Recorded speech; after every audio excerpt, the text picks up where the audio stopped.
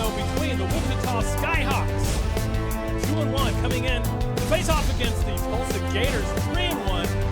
Number 4 versus number 5 in the polls here on Semi-Pro Saturday. Stick with this, as we are going to have ourselves a sweltering, fun game. We'll be right back right after this.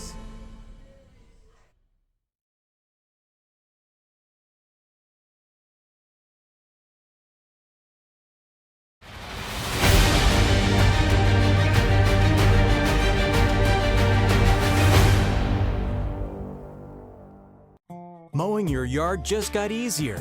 TNG Power Equipment has the best Ferris mowers to get the job done, including the all-new 60-inch redesigned deck that mows up to 11 miles per hour in tall or wet conditions. And for smaller lawns, our Ferris 300S starts at just $39.99. And right now, save up to $1,000 on select Ferris models. Commercial grade to last a lifetime. TNG Power Equipment has Ferris mowers to tackle your projects.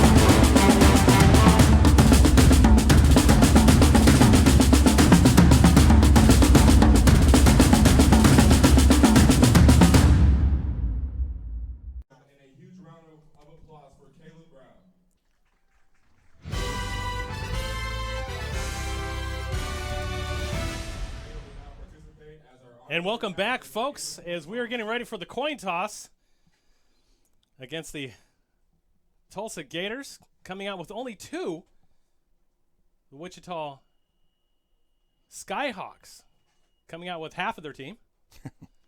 I'm joined in here in the booth with none other than former coach for the Tulsa Gators, Gary Joyce. Gary, thank you so much for joining us today. My pleasure, my pleasure. I'm looking forward to this game. It's a long-standing rivalry with Tulsa and Wichita. I've taken part in a lot of these games. I've been fortunate enough to win most, but I've also lost my fair share. So I'm excited for this game. It should be a great one. It should be. So Tulsa decided to defer. They'll get the ball in the second half. The Skyhawks are going to go ahead and receive from the north side. Not too far north from here, though, Gary. Last week, we had ourselves a nice little rockin' shindig here in the Claremore area. We got hit by an EF3 tornado. It's been my first tornado with my family, actually, since I've been back here in Oklahoma. Let me tell you something. Here, since I've been back here officially 2 years today, this is when we moved back into Oklahoma today. We've been through a derecho, an EF3, and an earthquake. Now, on my bingo card, I've got left ice storm, a hurricane, which we could get possibly a Category 1. Sure. Who knows? It's going to be an active hurricane season. And a wildfire. So I've got 3 of those on my bingo card left for the rest of the year. And there's a great possibility that any of those 3 could happen at any time in the great state of Oklahoma. Absolutely, within days apart of each other. Same week. It could all happen the same week. Welcome to Oklahoma, where the weather is as bipolar as my ex-wife. So here we are getting ready to go. And Wichita. Now, this is a great long-standing rivalry, which we've seen. Gosh, we talked about this, Gary, last night for years, dating back even before the XFL, back to the CFL days. But more importantly, whenever they were the Cougars and you were with the Monarchs, that was a great matchup right there. Tell me a little bit about that one. Yeah, so the first year in the XFL for the Monarchs, we played Wichita in Wichita during the regular season, and they beat us. It was a highly competitive game, very close. I ended up getting ejected that game. Not anything because I had a couple of coaches get a personal foul, and per rules, that meant the head coach was ejected. So that should tell you how intense it was. And then we met at a neutral site for the championship game, and the crazy events that happened that game to lead up to us winning it with 22 seconds left on the clock were amazing. It's probably one of my most memorable championships as a coach, and definitely as an owner. but it was wild. The next year was the same thing. We lost in the semis, should have won in the, should have had Wichita get in the finals, but it didn't work out. Yeah, it happens like that. So here's another great matchup today, and we're kicking it off. Ball's in the air. Takes a weird bounce. Beautiful. And that's going to be returned by Shakir Davis, defensive back normally for the Skyhawks. That's going to bring it out to about the 32, 33-yard line, depending on where they spot that ball. It's a great job by the kickoff team of the Gators there. They swarmed to the ball and did a really good job of not letting him get outside and force contained back in, so that was a good job. Yes, it was. The ball's going to be placed at the 33-yard line at about the 5 hash, it looks like. 4 hash, excuse me. So that's going to start them on the far side of the field. Good field position to start this game. Yeah, the Gators have really been successful this year with the big turnover and athletes and stuff, but they've really been hanging their hat on their defense. So we'll see today how well they do. Wichita's offense usually isn't a high-flying offense, but they will wear you out and pound you and lean on you for a long time. So we'll see how this goes today. It's going to be a nice heavyweight battle. Start off with a run right up the gut. And they pick up about 3 on the play. Nice tackle. Nice tackle right there. By number 24, Derek Bender. Kid I had not had the opportunity to coach last year, but nice job breaking down and making the tackle. That was big time. Wendell Jones on the handoff keeper there, right up the middle. That'll still place him at about the 3 hash now. 2nd down and 7.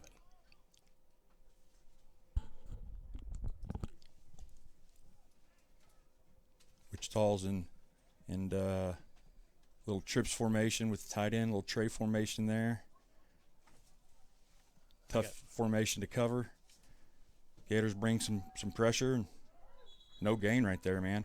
Defense is looking the part so far. Yeah, so that's going to bring up a 3rd down and about, I think they picked up a yard, so we're going to call it 3rd down and 6.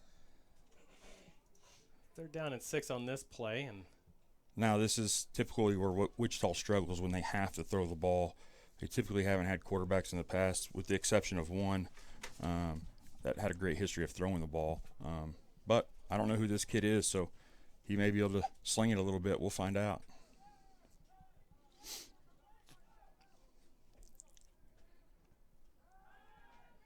Run the hitch concept. Well played right there. Got in the scramble drill there. Got a nice completion for the 1st down. And Stewart with the nice pass right there. We're going to see that on the replay. All he had to do was just kind of read and roll to the left a little bit just to find his guy open. Give him a little bit of space and a little bit of time to make that happen. That's going to be 1st down yardage for the Skyhawks. And that gets them to the 51-yard line if you're Canadian, 49 if you're American, on the Gator side. Yeah, quarterbacks who can have the ability to run around a little bit are always difficult to defend, and you've seen right there why. He made himself some time in the pocket and was able to gain some free time. There we go. So Stewart's going to hand the ball off again, and that's going to go nowhere. So Jones doesn't really have much of a running room to go anywhere. As a matter of fact, he might lose a half a yard or a yard on the play. As you can see it again on the replay, as Stewart's going to hand it off, and the Gators just swarm all over the ball. That's going to be a loss of about a yard on the play, be 2nd down and 11. I have a feeling this is going to be one of those games. It's just ground and pound, and it's going to be a 14-10 type of ball game, 21-20 type of ball game, something like that, where it's just going to be who can withstand the heat and put things together consistently. Stewart was flushed out of the pocket, but he gets it. Nice completion to the outside there. It's going to be number 19, Chris Zarecki. Here he is again, man. Kid making some time with his feet. Looked like the Gators' defensive line did not get very much pressure at all on that play. No, and if you give Stewart a little bit of time, he's definitely going to kill you, as we can see. Yeah. And, hey, a lot of that no pressure. Guys, it is hot today. It is really hot today and really muggy, and that's going to wear on the big boys. So linemen are going to have to do a good job of fighting through some of that. And that's going to be a gain of about 3 on the play. It'll be 2nd down and 7. And you're right. On the field right now, we've got a 99% humidity on top of the heat. So it's about 85 degrees. So it feels like somewhere in the 95, 96 degree era right there. And they've been fortunate all year where they really haven't seen this yet. So they've been lucky. The weather's been pretty nice, but that's coming to an end. And Stewart's just kind of surveying. Another handoff to the inside there. Right back again to Jones. And again, nothing there on the inside run. That's going to bring 3rd down and 7. And we're suspecting again that we're going to look to the air to pick up this 1st down for Stewart. Yep. DBs are going to have to fight through, run the coverage called, be smart. And the linebackers are going to have to do their job as well. Last couple of completions, not only have he been able to make some time with his feet, but linebackers have not been doing a great job of getting to their zone. So, not at all. And we're going to see if they make the adjustment now. His trips to the top of the screen. Very interesting play call to the inside on a slant, and that's going to get him the 1st down again. And we can see again Javonte Stewart just being able to find his choice of receiver to get open. And as you can see it again here, trips to the top of the screen, some really cool route running there. Opens the guy up right in that seam on that 5 hash. That was a great play design, great play call. Had a great time. It was like a inside snag with a double wheel concept out of trips. That was tough to defend. And again, though, they hit that area that I was just talking about where linebackers aren't doing a very good job of covering right now, and that's the area they took advantage of. So 1st and 10 again for the Skyhawks as they've been able to march down the field from their own 33-yard line and deep into Gator territory. Stewart is going to try to take it himself, but it's not going to find much. He might get a half a yard on the play. Ooh, that was scary. Good thing for the Gators, he kept it, because if he would have pitched it, there was nobody for the pitch man on the option game, so it would have got ugly quick for the Gators, I'm afraid, there. It could have, but luckily enough, nothing bad happened, and we are at 2nd down and 10. Which has not been good for the Gators. 2nd and 3rd down and long has not been good.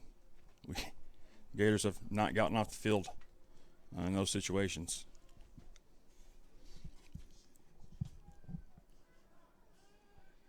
Oh, there we go. They finally got him down. Finally got a big sack.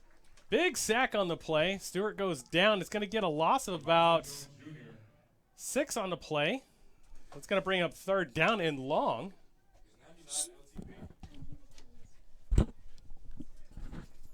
Sir Henry with the sack. Sir Henry Warner with the sack there. The Gators D-line, they've done a great job of rotating defensive lines in. This is back to their starters, but it's like the 3rd group they've sent in, so they're helping try to save those bodies a little bit. So got a bunch formation. 2 and 2 on your screen. It's low snap, though, and Stewart's going to have to try to find somebody, and he does right over in the middle of the field. And he's not going to get at the 1st down yardage. He's going to get at about the 10 or the 9-yard line. Let's go ahead and bring up the starters, honestly, for this this Wichita team. 4th and 5. 4th and 5. They're going to be going for it here, it looks like. You see Stewart's there. Jones, Joliet, Steven Spencer, Whitlock, Jerkowski right there, as you can see. Gonzalez, Smith, and Wright will be your starting lineup for the Wichita Skyhawks. And we'll get to the defensive starters here in just a second. Big down right here early in the game. 4th down, and it looks like Stewart's going to do it. They're going to have trips to the top of the screen, Gary. What do you think is going to be called here? Some sort of variation of that double wheel snag concept they ran earlier. Wouldn't surprise me. They sprint them out, get them on the move. He gets them to the inside. That's going to be touchdown. Touchdown for the Skyhawks. Javonte Stewart's pass complete. Great play concept there with a sprint out. Kind of give them a run pass option. It was a good play, good execution.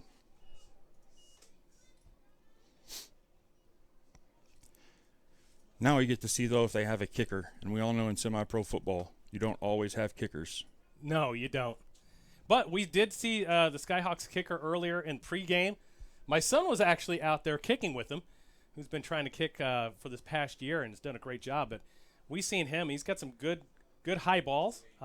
We saw him also in a couple weeks ago against the Bears, and he had some pretty good kicks then. So he's a kicker, huh? He's an actual kicker. That's good, because sometimes, at this level, it could be a 315-pound guard coming out there to toe poke it, so you never know. No, you don't.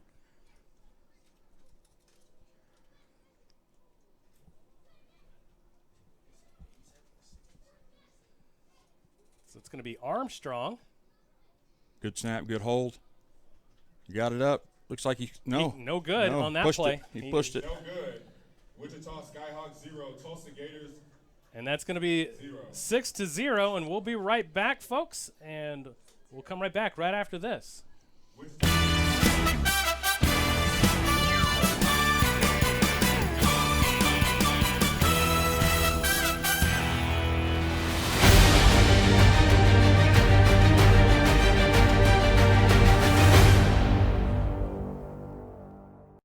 Mowing your yard just got easier. TNG Power Equipment has the best Ferris mowers to get the job done, including the all-new 60-inch redesigned deck that mows up to 11 miles per hour in tall or wet conditions. And for smaller lawns, our Ferris 300S starts at just $39.99. And right now, save up to $1,000 on select Ferris models. Commercial grade to last a lifetime. TNG Power Equipment has Ferris mowers to tackle your projects.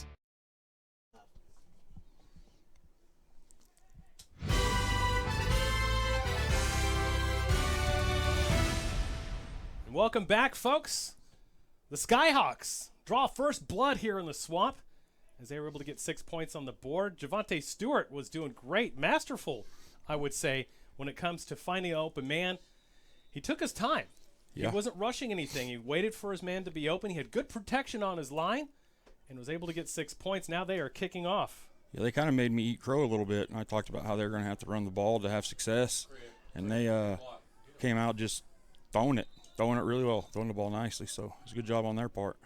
Number eight Jamal Stanfield. So Jamal Sanders is on the return. Gets him to a decent field position at about the 21-yard line. It'll be first down for the Gators. So 1st and 10 for the Gators here. Now this is going to be exciting here. The Gators have been in some quarterback woes with their starting quarterback, Sam Johnson, being out with an injury. Their number 2 quarterback signing a professional contract with the Tulsa Oilers. And he's playing today, in fact, here in about 15 minutes. Yeah, and so they've went to Jalil Ward, who's been a receiver for the Gators since the very first season of their existence. And so he did well last week. We'll see if he can do well this week. But it's going to be a tough one for him. So 4 outs. The ball was snapped, but the play was dead. Good thing, because that ball came right out of his hands. Looks like that's on the defense. Got a little excited too early. And we're going to wait for the call here as we got our sideline cam brought to you by Realty Mart USA. And that's going to be encroachment against the defense. And there was contact, so it's free 5 yards. Ready to go. It'll be first down for the Gators. Yeah, 1st and 10 for the Gators. I think Jalil needs to relax a little bit. That first one hit him right in the hands, and he dropped it. Now he's got that out of the way. Hopefully he can relax and play.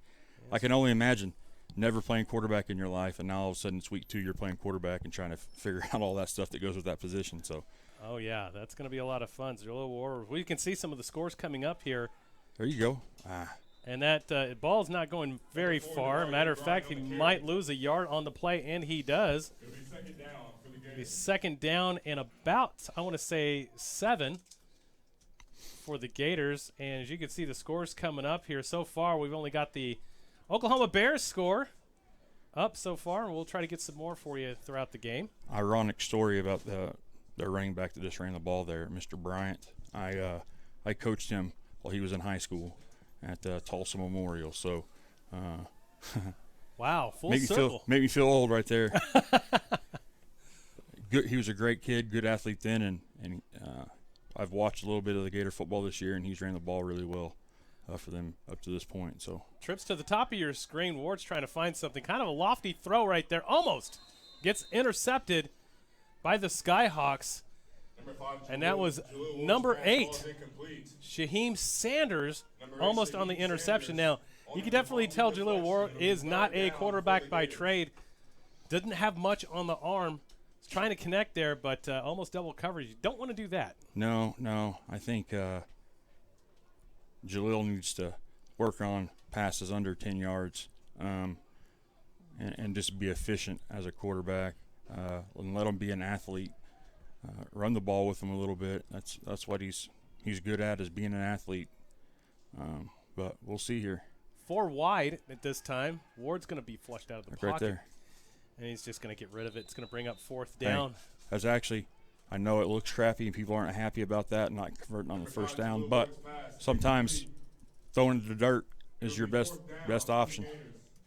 Well, God made dirt. Dirt don't hurt, and that's what's going to happen here. 4th down and long. They're going to have to punt the ball. And to be quite honest with you, like you say, you're not even on your 3rd string quarterback because he wasn't even considered a quarterback at that point. So you're having to change your offense up a little bit. What changes would you make in this particular situation?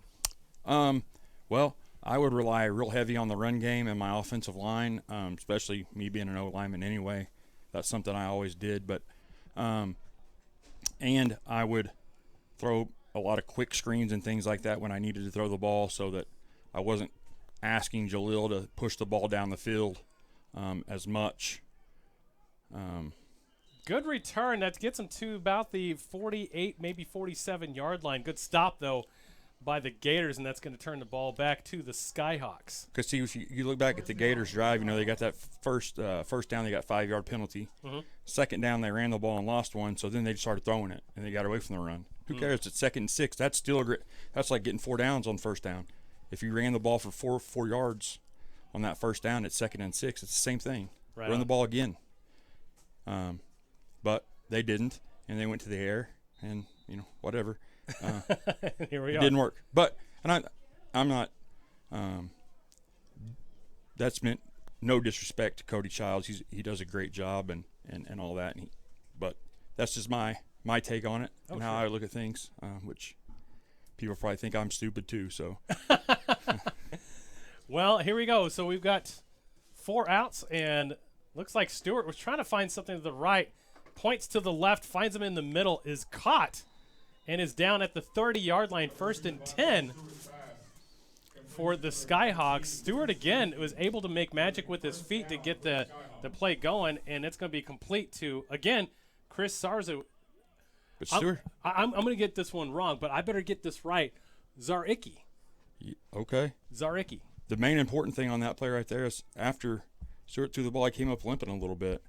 So that's not good news for Wichita, if that's actually an injury or just a cramp or something. I don't know, but the Gators just have to get more pressure on the quarterback. If they give him any time at all, he's going to find people in the middle of the field.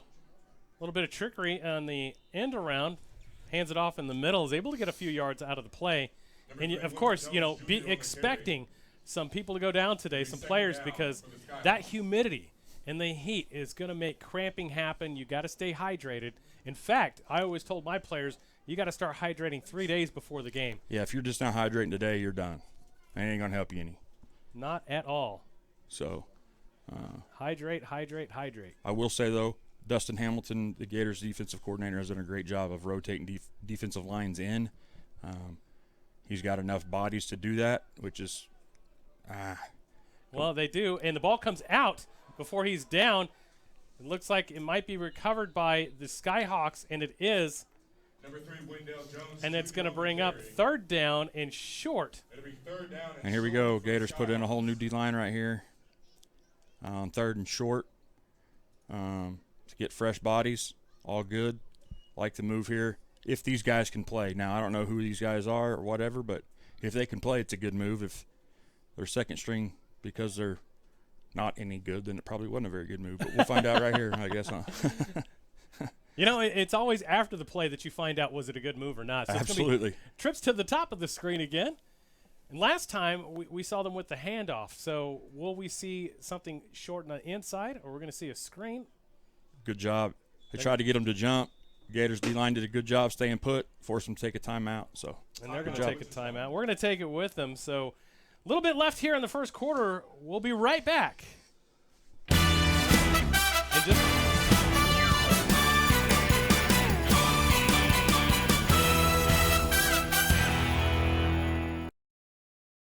Mowing your yard just got easier. TNG Power Equipment has the best Ferris mowers to get the job done, including the all-new 60-inch redesigned deck that mows up to 11 miles per hour in tall or wet conditions. And for smaller lawns, our Ferris 300S starts at just $39.99. And right now, save up to $1,000 on select Ferris models. Commercial grade to last a lifetime. TNG Power Equipment has Ferris mowers to tackle your projects.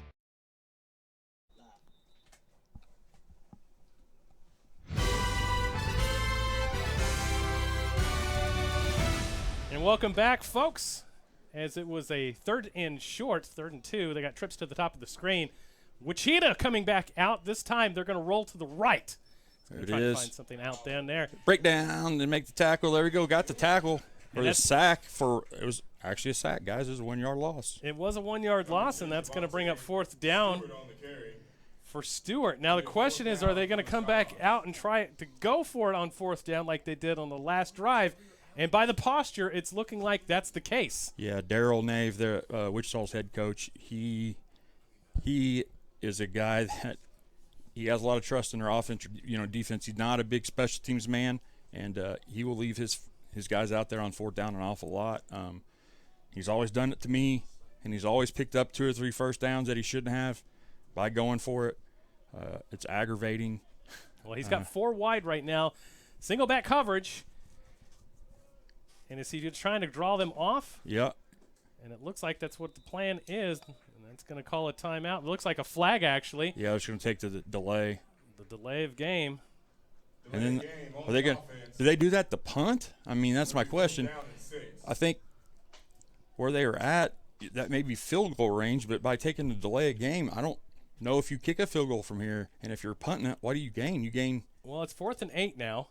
And so if you punt it in the end zone, you're gaining 5 yards. Yeah, I don't know. We'll find out what strategy it is. No, he's field goal kicking it. Okay. Why do you take the delay? I don't know. If you're going to do a freeze call, that's automatically for me, it's punting situation. But I would think. Now the kicker here, we've talked to him prior to the game today, or prior to the kick today. And he says he can get about 50 yards is his longest right now. Now, provided if that's not humid and you got a tailwind. Well, he's close to it right now. This is like 42 yarder right here. So. Yep, 42 yards. 47 yards. Good snap, good hold. Nope. That ball is nowhere to be found there, and that's going to turn the ball over for the Gators. I will say this, as a coach, I really question that chain of events by Wichita. I don't get it, but hey, that's why maybe I'm in the booth and he's still coaching, I guess, huh? Well, Armstrong was just a bit to the left, didn't quite have the distance on it, and me and my son were out early in Claremore kicking balls today, and his longest right now is about 35 yards. And that's fantastic. He's at 11 now, and he's a competitor. By heart and by nature. I mean, he will be out there every single day, twice a day, getting out there and kicking. And that is awesome. You just don't find kids that want to be kickers anyway. Usually, it's most kickers are soccer players or something like that. Yeah. So that's fantastic. Wherever he goes to high school, some coaches are going to be very excited that they have a kicker. I'll tell you that much. For sure. And this is going to be his first year playing, but. He was coming up about 5 yards shy, and I was explaining to him, that humidity and the heat definitely plays into a factor, especially if you have no wind. Yeah. So the Gators now, 2-back protection in their formation. Boy, they got a big back there. And there you go, Jaleel. There you go. It fumbled the ball. And the ball's on the ground, and it looks like it might be recovered by Wichita, and it is. Haven't seen anything from the official. They made the call. They have, yep. That was a great run by Jaleel. Great run. He's just got to hold on to the football. Yeah, that ball was being held kind of like bread, as you'll see it on the replay here. As he cuts, and it looks like it was a design formation. That ball just kind of gets stripped out, honestly. Yeah, he's not carrying it very firm, and he's being a little soft with it. He's got to tighten up the ball control. Put the defense in a bad situation here. The defense kind of saved their tail last time, and now they're right back at it. So hopefully the defense don't start getting a little tired out there, you know. Yeah. I'm glad they got some D linemen to rotate, because if not, be bad deal. Well, it could be uglier than my first marriage. We'll find out here on this one. Trips to the bottom of your screen this time. Play action, going vertical. And that ball is caught. Touchdown, Skyhawks. Touchdown, Skyhawks. Devontae Stewart finds number 1, Gary Joven Jr. And that one was a beautiful pass, beautiful catch. Wasn't well defended because he was able to outrun the defender. And you can see it again. Nice play action.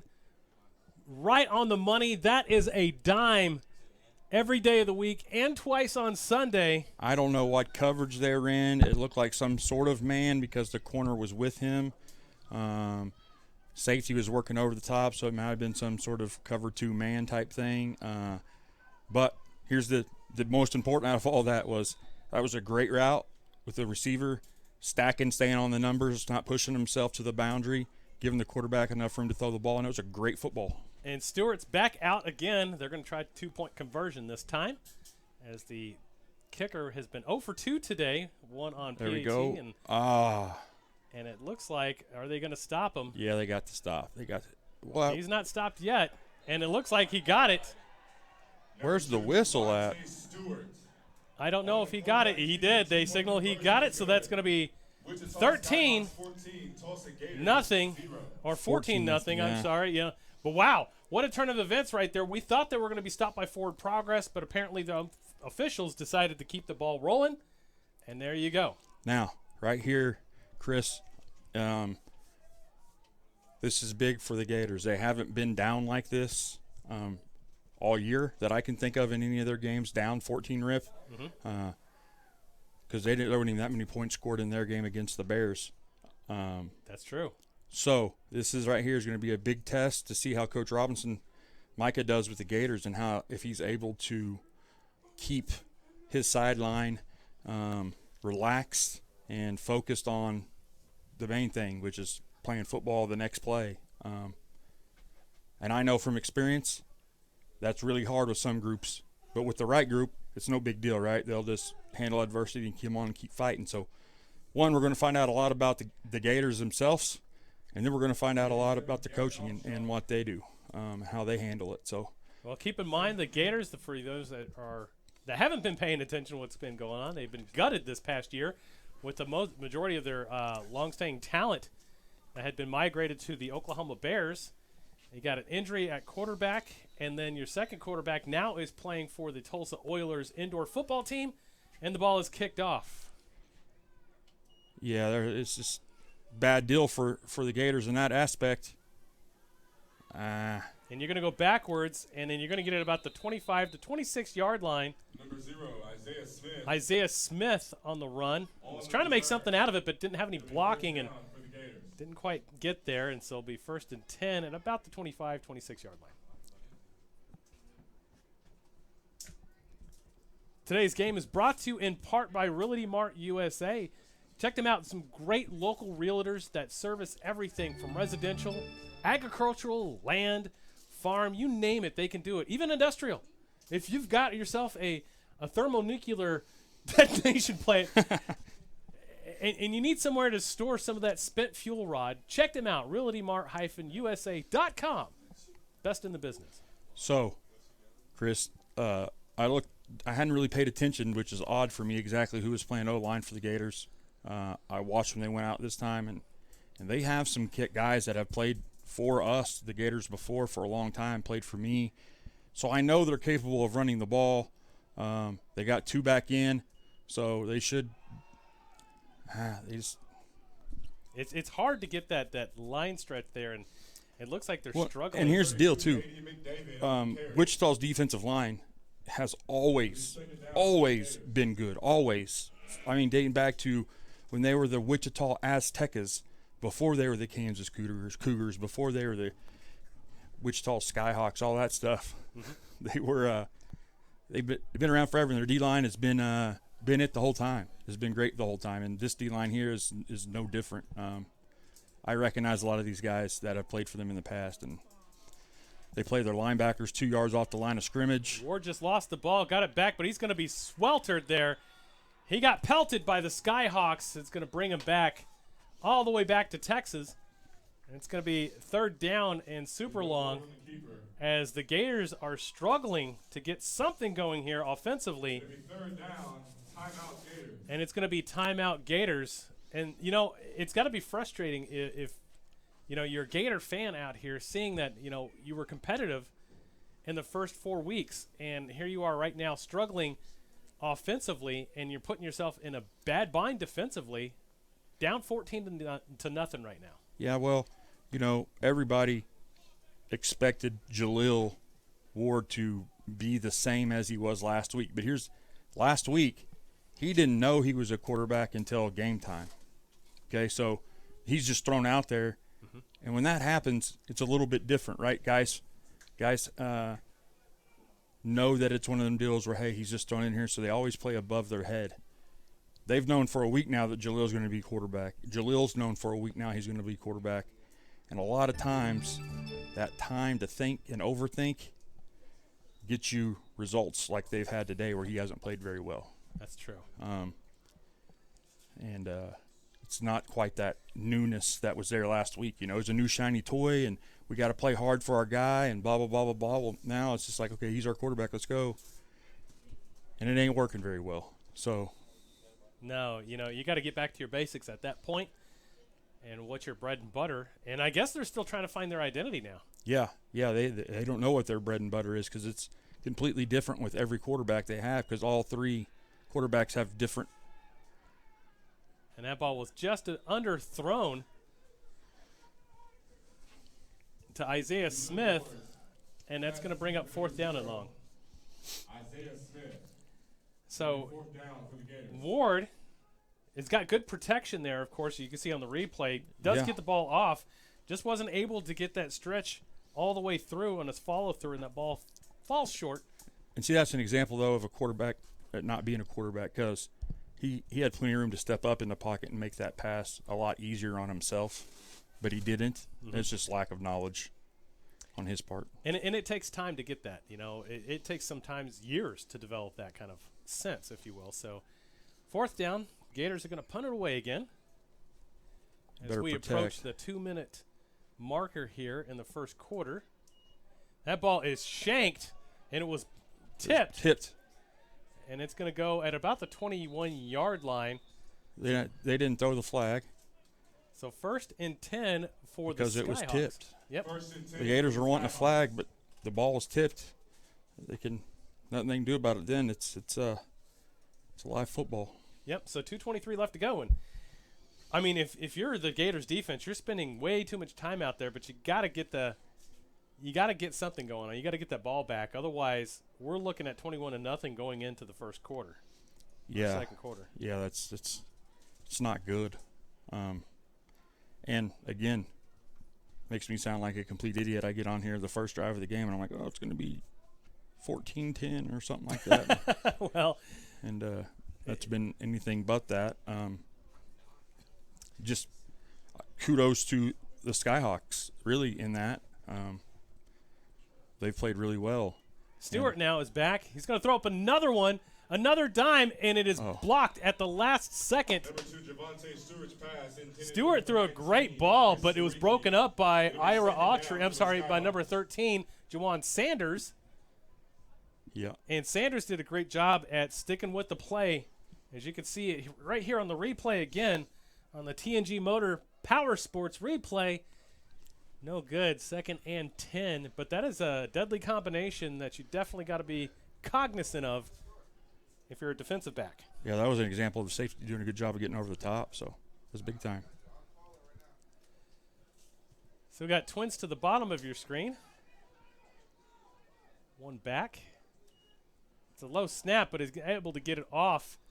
Sir Henry Warner, honestly, to be able to get that tackle. On the carry. No, that was I think that was Jared Higginbotham that made that tackle. That's right, it is Higginbotham. And Jared Higginbotham on the tackle to be now, third down. Him and Sir Henry play exactly the same way.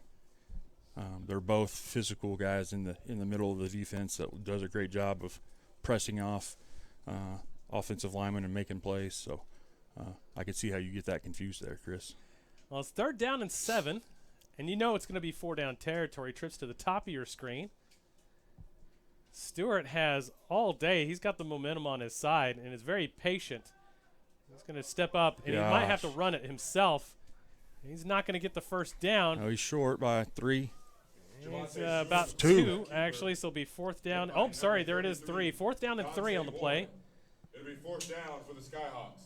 Well, what do they do here? Do they make hard count it and then take the delay game and back it up 5 and try to kick the field goal again like they did last time? Or I mean, I think they're going to come out and probably make a nice little pass play again like they did in the first couple of drives. Yeah, sprint them out a little bit, give them a little run pass option quarterback-wise, where you can either throw it or run it, would be my guess, is what I would probably try to do. I definitely wouldn't take it up the A-gap, honestly, because they haven't had much success there. No, they have not.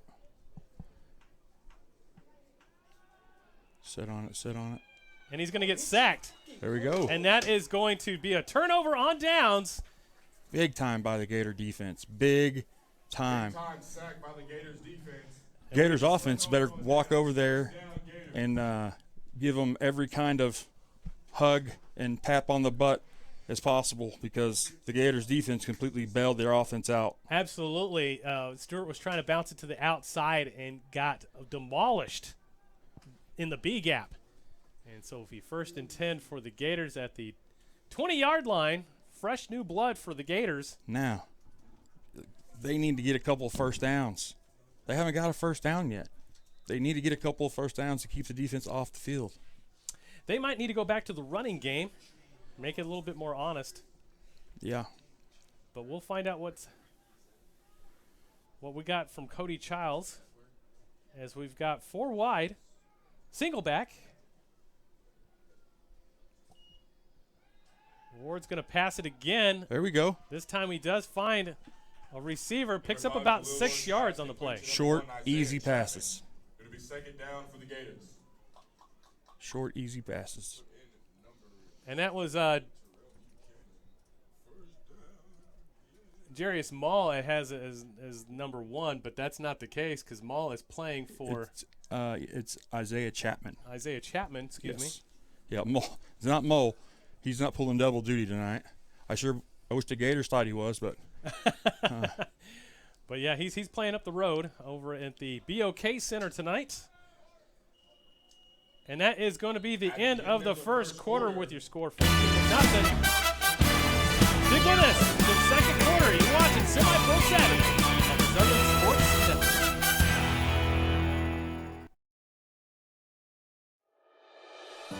There's no place like home. Whether you live in Oklahoma, Arkansas, or Missouri, Realty Mart USA is your go-to real estate company for residential, commercial, agricultural, or land. We believe in strong connected communities and sponsor local events. Realty Mart USA, supporting our communities, supporting our future.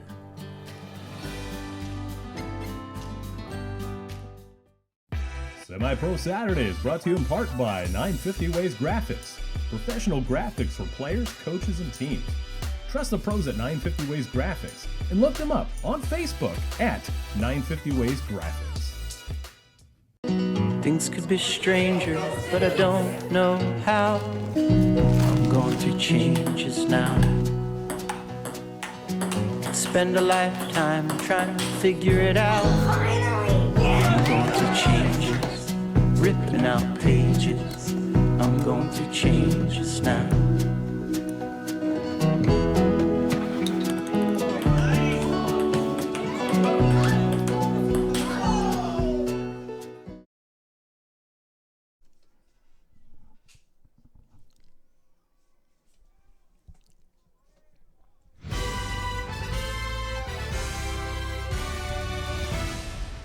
Welcome back with the Gators now. Are going to be able to throw it, and it looks like they might get first down yardage, and they do. So the first down of the game comes in the first play of the second quarter. Jaleel Ward's finally getting his groove back, kind of like Stella. And here we are, 1st and 10 at about the 34-yard line.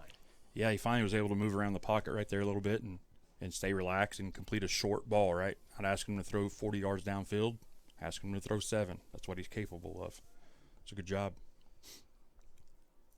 So 1st and 10, Twins to the top of your screen. Got a man in motion to the inside. They're going to give it to the end around. He's going to be able to pick up a couple yards on the play. Number 1, Isaiah Chapman. I like the play, and I like the execution from Chapman. It keeps the defense a little bit more honest, and it kind of gives them some options to play with. You know, you're not so one-sided. Yeah, that jet motion sets up all kinds of counters off the jet motion. So, you know, you can jet across and counter back away from it, all kinds of things, play action off the jet. So that opens the door for a lot of things just with that motion and running that one time, you know. So, again, 4 wide. Single back. Ward's going to send a man in motion again. This time he's going to try to hand it off on the inside. Gets nothing. In fact, they might lose a couple yards, and they do. Brian on the carry is going to lose about 3. So it's going to bring a 3rd down and 10 back to the original line of scrimmage. Well, so 2 steps forward, 1 step back, or 1 step forward, 2 steps back? Yeah. I like the play call there, too. It looked like maybe they had tried to save some gas for a couple of O-linemen and maybe had some other guys in than their starters. And I'm not saying that that's where that guy got through at, but sometimes you kind of got to stick with your guys that are your guys for a reason, you know. Didn't work very well on that play, that's for sure. So 3rd down and long, and they're going to go back to 4 wide. Coach Childs is going to draw something up here, and it looks like there's going to be movement, but I think it's coming from the offensive line.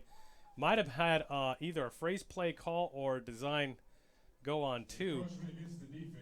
But they're going to call it encroachment on the defense. I didn't see the call in just yet.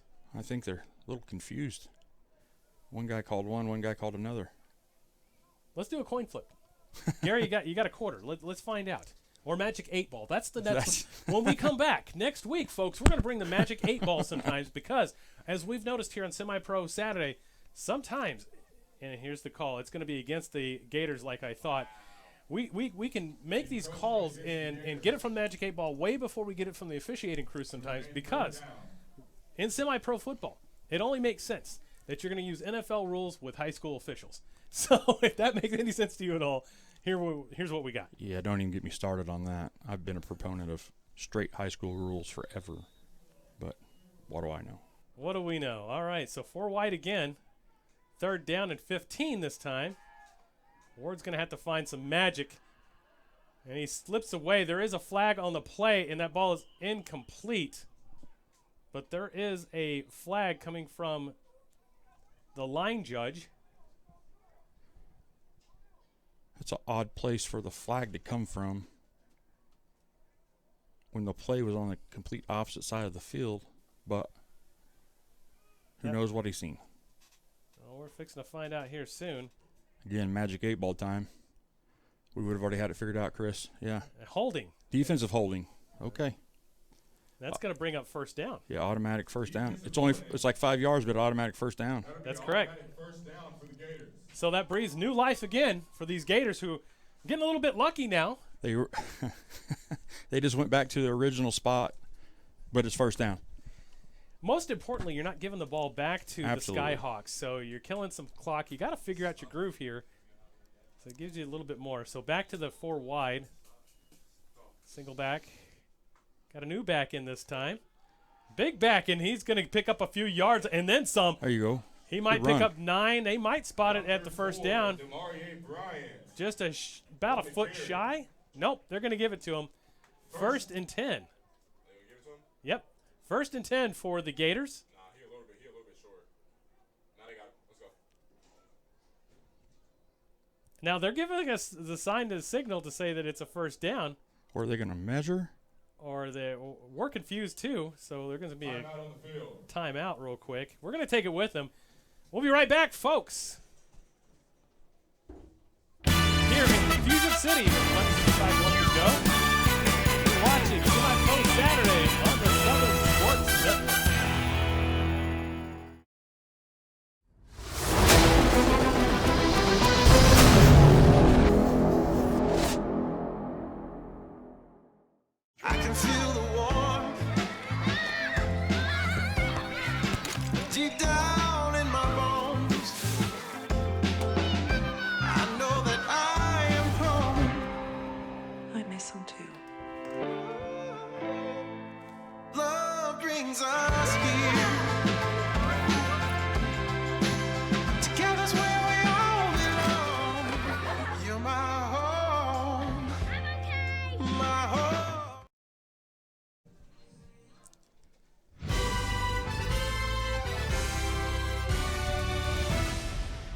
Welcome back, folks, to the Swamp, otherwise known as a little bit of Confusion City, but it looks like they're going to mark it short as they have a little discussion here to find out where that ball should be placed at.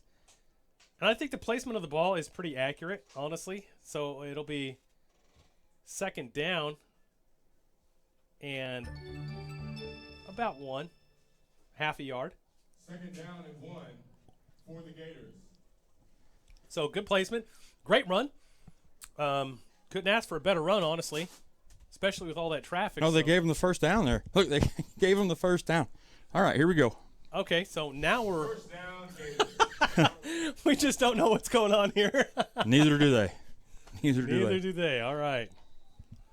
So fun times.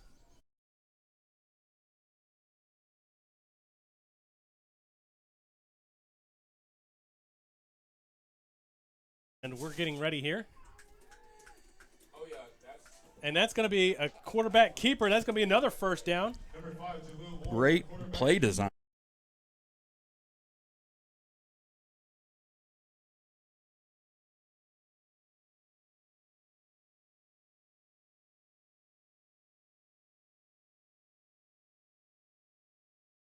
Yeah, it was a great play design, great execution. O-line, I've seen big Kirk Beeler out there moving some guys. It was a good job. It was blocked up well and executed well.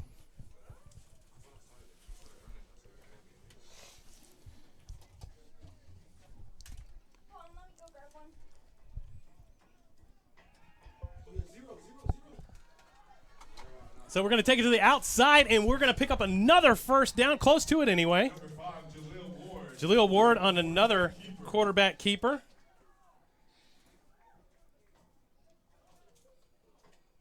As we get to see that one again, and just runs to the outside. First down. And first down, they're going to mark it again for a first down. I think these officials are being a little pro-Gator on their spots, but hey.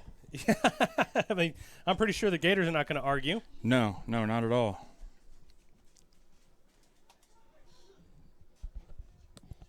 And here we go. So 1st and 10, this has been the best drive for the Gators. Second quarter has been great for them. It's going to be 4 wide again. Jaleel Ward is back, finding his groove. He's trying to find something down the field. He's going to try to get it, and the ball comes out as he was getting sacked. Question is where is that ball going to be placed, and who is it going to?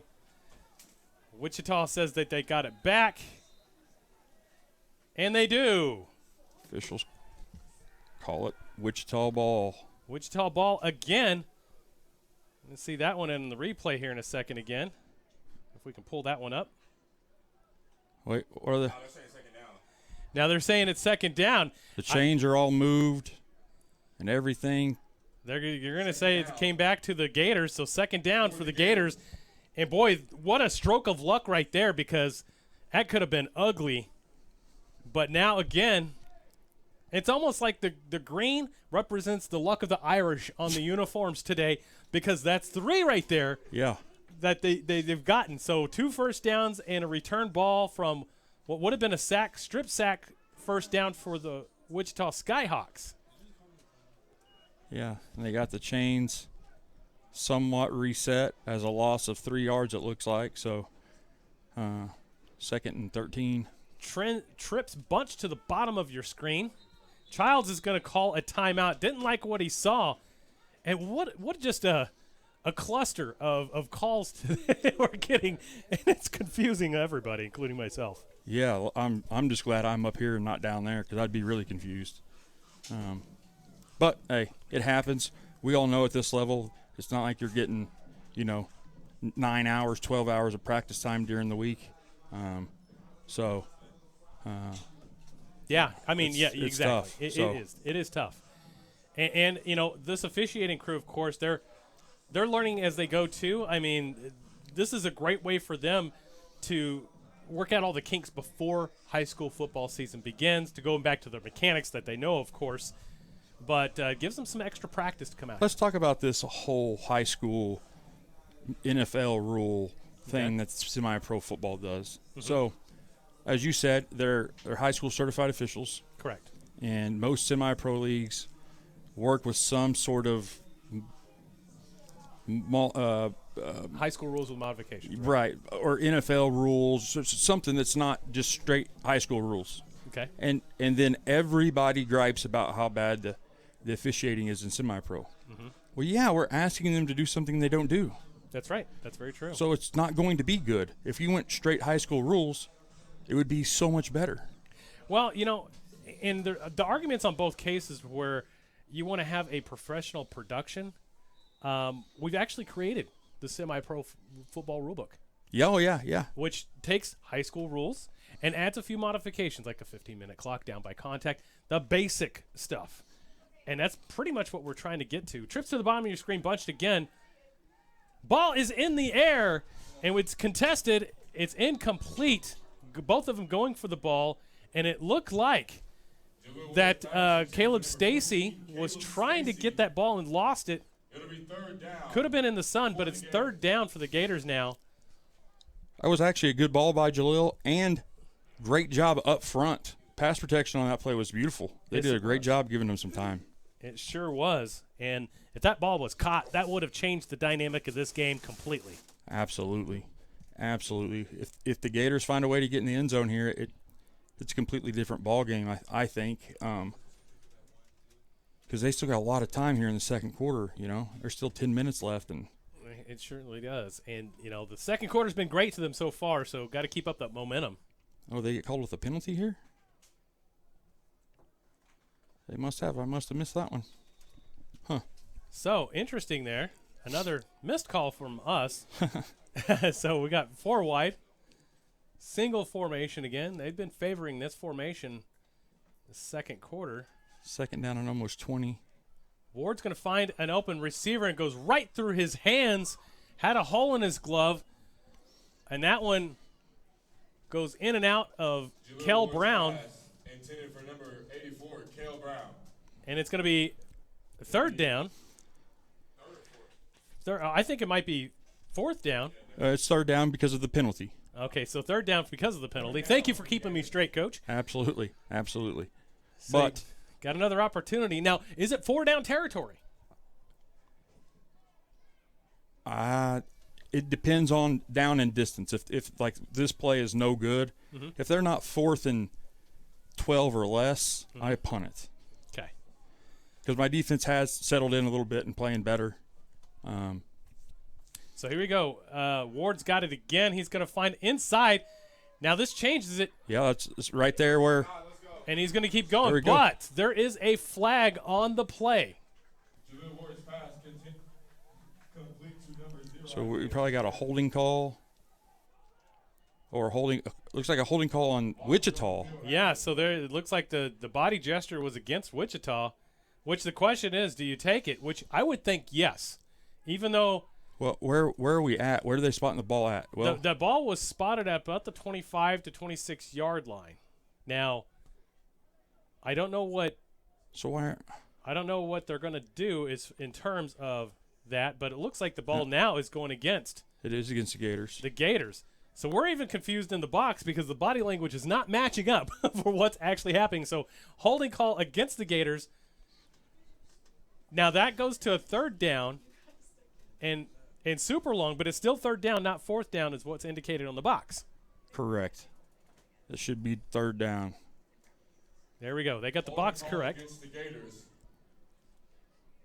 It'll remain third down. 3rd and 20 is what we got right here, fella. Or third and 20. 30. I'm sorry. Third and 30. Okay. 3rd and 30, yes. 3rd and 30. Okay. They're 20 yards behind their original line of scrimmage. Now, this is a lot to ask for from your freshman quarterback. Yes. It's going to be trips to the top of your screen now. No protection at all, and they're going to try to get to the outside. Don't see. And he's going to throw that ball way up high, and that's going to be intercepted. Fresh fish, first down and 10. As good as a punt? As good as a punt in that situation? I would say so, yes. With a chance that you may get it, I don't know that I have a problem with that call. First down. Well, it changes the field position, and it was going to be 3rd or 4th anyway, close to it. So it's not a bad call, like you say. Yeah, I mean, if you complete that pass and you get to the 40, you're still, the opposite 40, their 40, you're still kind of in that same predicament.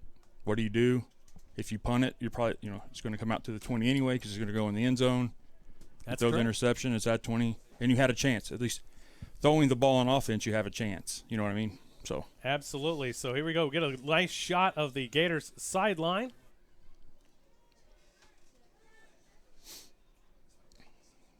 And trips to the bottom of your screen this time from the Skyhawks. Stewart's back and is going to hand the ball off this time right at the A gap. Going to pick up about 4 on the play. Gators Number 3. defense taking the field look like they're done. It'll be second down. They weren't even all the way out there when that ball was snapped. They had guys uncovered and everything else. I don't know if they're just mentally or physically beat right now. I don't know, but whatever it is, they better find it because here's the deal. It's 14 points. The game's still very winnable. Very winnable. It sure is. Jones on that carry again. Jones has been their utility back today. Stewart now is going to hand the ball right back off to Jones. He's going to try the B gap this time. It's going to pick up a few more yards. Close. He might have even gotten it, and he does. First down yardage, 1st and 10 Number 3, Wendell for the Jones, Skyhawks. That's 2 plays in a row there where they've just ran the ball hard inside, which they had not been able to do up until this drive right here. So that's not a good sign for the Gators. They got to figure something out here. It looks like I don't know, Chris. It's I really hope they're not defeated mentally in this situation because it's second quarter, 14 points. You can score 14 points in 2 minutes. It's been done plenty of times in semi-pro football. So It sure has. Trips back to the bottom of your screen. Stewart's going to hand it off, or play action. Finds a man open on the slant, 1st and 10. Gets him to about the 49-yard line. Gary Jovic Jr. Jovic Jr. is going to be the recipient, and that is going to get it to the 49, 1st and 10. And this is exactly what the Skyhawks wanted when they started this series, is to pound it in a few and then wait for that open opportunity. And here it is. now, with me saying that it's a very winnable game, 14-0, but 21-0, it gets a little bit harder. So they really need to stop them right here on this. I mean, they can't just fold up and let them go. Well, we're going to find out how thick the Gator skin is they're going to call a blitz on the inside. And it worked. It got him maybe a half of a yard to a yard on the play. Second down for the Skyhawks. It'll be second down for the Skyhawks at the 49-yard line. They had originally placed that ball back to the 48. So we're going to call it 48 3/4, maybe even 15/16 at this point, Gary. I like that measurement. I like the 15/16. I think you're right on there. I mean, we're going to have to bring back the tape ruler and everything. Yes, it has to be metal though. It has to be metal. Has All to right. be. Cannot be fabric. Another inside run to Jones. This time he's going to bounce it out. He's going to be close to that first down marker. He does get the first down. And the Skyhawks are matriculating the ball, and they're in total control of this game. They are. They really are, Chris. They have taken full control. And, here's the deal. We were worried about – let me rephrase that, not worried. Everybody was curious at how good the Gators were. Were they good because they're good, or are they good because of the matchups they've gotten on their schedule? We talked about this when I was on the show a week or so ago. Mm-hmm. Maybe the Gators were better than they – looked better than they were. I don't know. Well, the quarterback play makes a huge factor, and I think that's what the missing piece is right now. If they have a decent quarterback, I don't think the momentum swings as far to the Skyhawk side as it has today. So you've got some attrition to really take in consideration, and then that leaves your defense on the field when it's sweltering hot. So, that is a fair point. That is a fair point. And quarterback play is a big deal at this level of football. Mm-hmm. So let's see what Coach Darrell Nave is going to do in this situation. 2nd and 10. Trips again to the bottom of your screen. Stewart finds an open person, but he just overthrows him, and that's going to bring up 3rd down. Looks like the Gators the Skyhawks are hurting themselves a little bit in that situation. They've done a great job running the ball, and then all of a sudden the Gators get a stop once on the run game, and now they got to air it out, they think, and put themselves in a bad situation here. Well, a bad situation for the Skyhawks isn't it that bad of a situation because they've Correct. got the tools and they've got the manpower to be able to get it done. They are deadly, and you got to watch out for them. I'm going to take a quick break, it looks like, trying to figure something out here. We got the head official coming to the line judge. I don't know if they're looking at the clock. Not exactly sure what's going on. Is their coach talking to head coach Micah Stewart, and it looks like it's going to be a clock issue. 5:20 is going to be placed back on. 5:20 back on the game clock, yeah. Yep, 5:20 back on the game clock. As they're trying to get that set and sorted. And there we go. We've got it set. Everything's good to go. We're back into play. It's kind of odd that Wichita was the one talking about Oh, hey, you clock, know what? One thing we forgot to is bring up the Gators defense. Starters on that one. Jared Higginbotham, as you can see. Shaquille Slayton, our own Shaquille Slayton here on the Southern Sports Network. Frankie Davis, Malik Slayton, Lewis, White, Palmer, and Levette are all your starters. A little bit late. Looks like Stewart's going to run to the outside. He's going to be stopped short. about a couple yards. Maybe a yard and a half. Oh, here we go. A yard and 8/16. Yard and 8/16. Yes. Yard and a half. So fourth down. I was thinking a yard and 3.6. Okay. Well, we're getting some strange ones right there. I reduced. You reduced. Yeah, I know. I like that. Yeah. I'm showing my middle school math prowess after spending a year in middle school, in-school detention the whole year. We've done a lot of that in my class because, you know. Oh, yeah, fun time. I get all the good students. Oh, yeah, those are great. Those are great students, honestly. I mean, the ones that rebel, they're kind of showing their independence early. That's right. That's right. All right, so fourth down, and they're going to spread it wide, 4 wide out. You can predict that they're going to. Good job. They're going to Good run job there. Inside. We got some movement in the flag. That's going to change the dynamic of this call. Yes. A Now, lot. I want to point out that they actually followed NFL rules here. The officials did and hold them tight because the Gators D lineman jumped off sides but didn't make contact and was able to get back. That's true. And they let them play until the offensive player moved, and then they backed them up 5 bit. Since there was no contact made, that's going to bring up fourth down and 6. So you know that it changes the call, but it's not going to change their decision because they're staying out there. They're not going to punt. They're not going to try for a long field goal. But instead of an inside run play, now you're probably looking at like some sort of play action, sprint out pass or something. So trips to the bottom of your screen this time. Motioning to do a play action. Ball is fired. He does get it. First down yardage. Helmet flies off at the end of the play, though. Jovit Jr. is down. And it looks like they're going to tend to him. We're going to take a quick timeout. So, with about 4 minutes left here, your score is 14-0. Still Skyhawks. We'll be right back after this. Folks, watch Saturday. Things could be stranger, but I don't know how.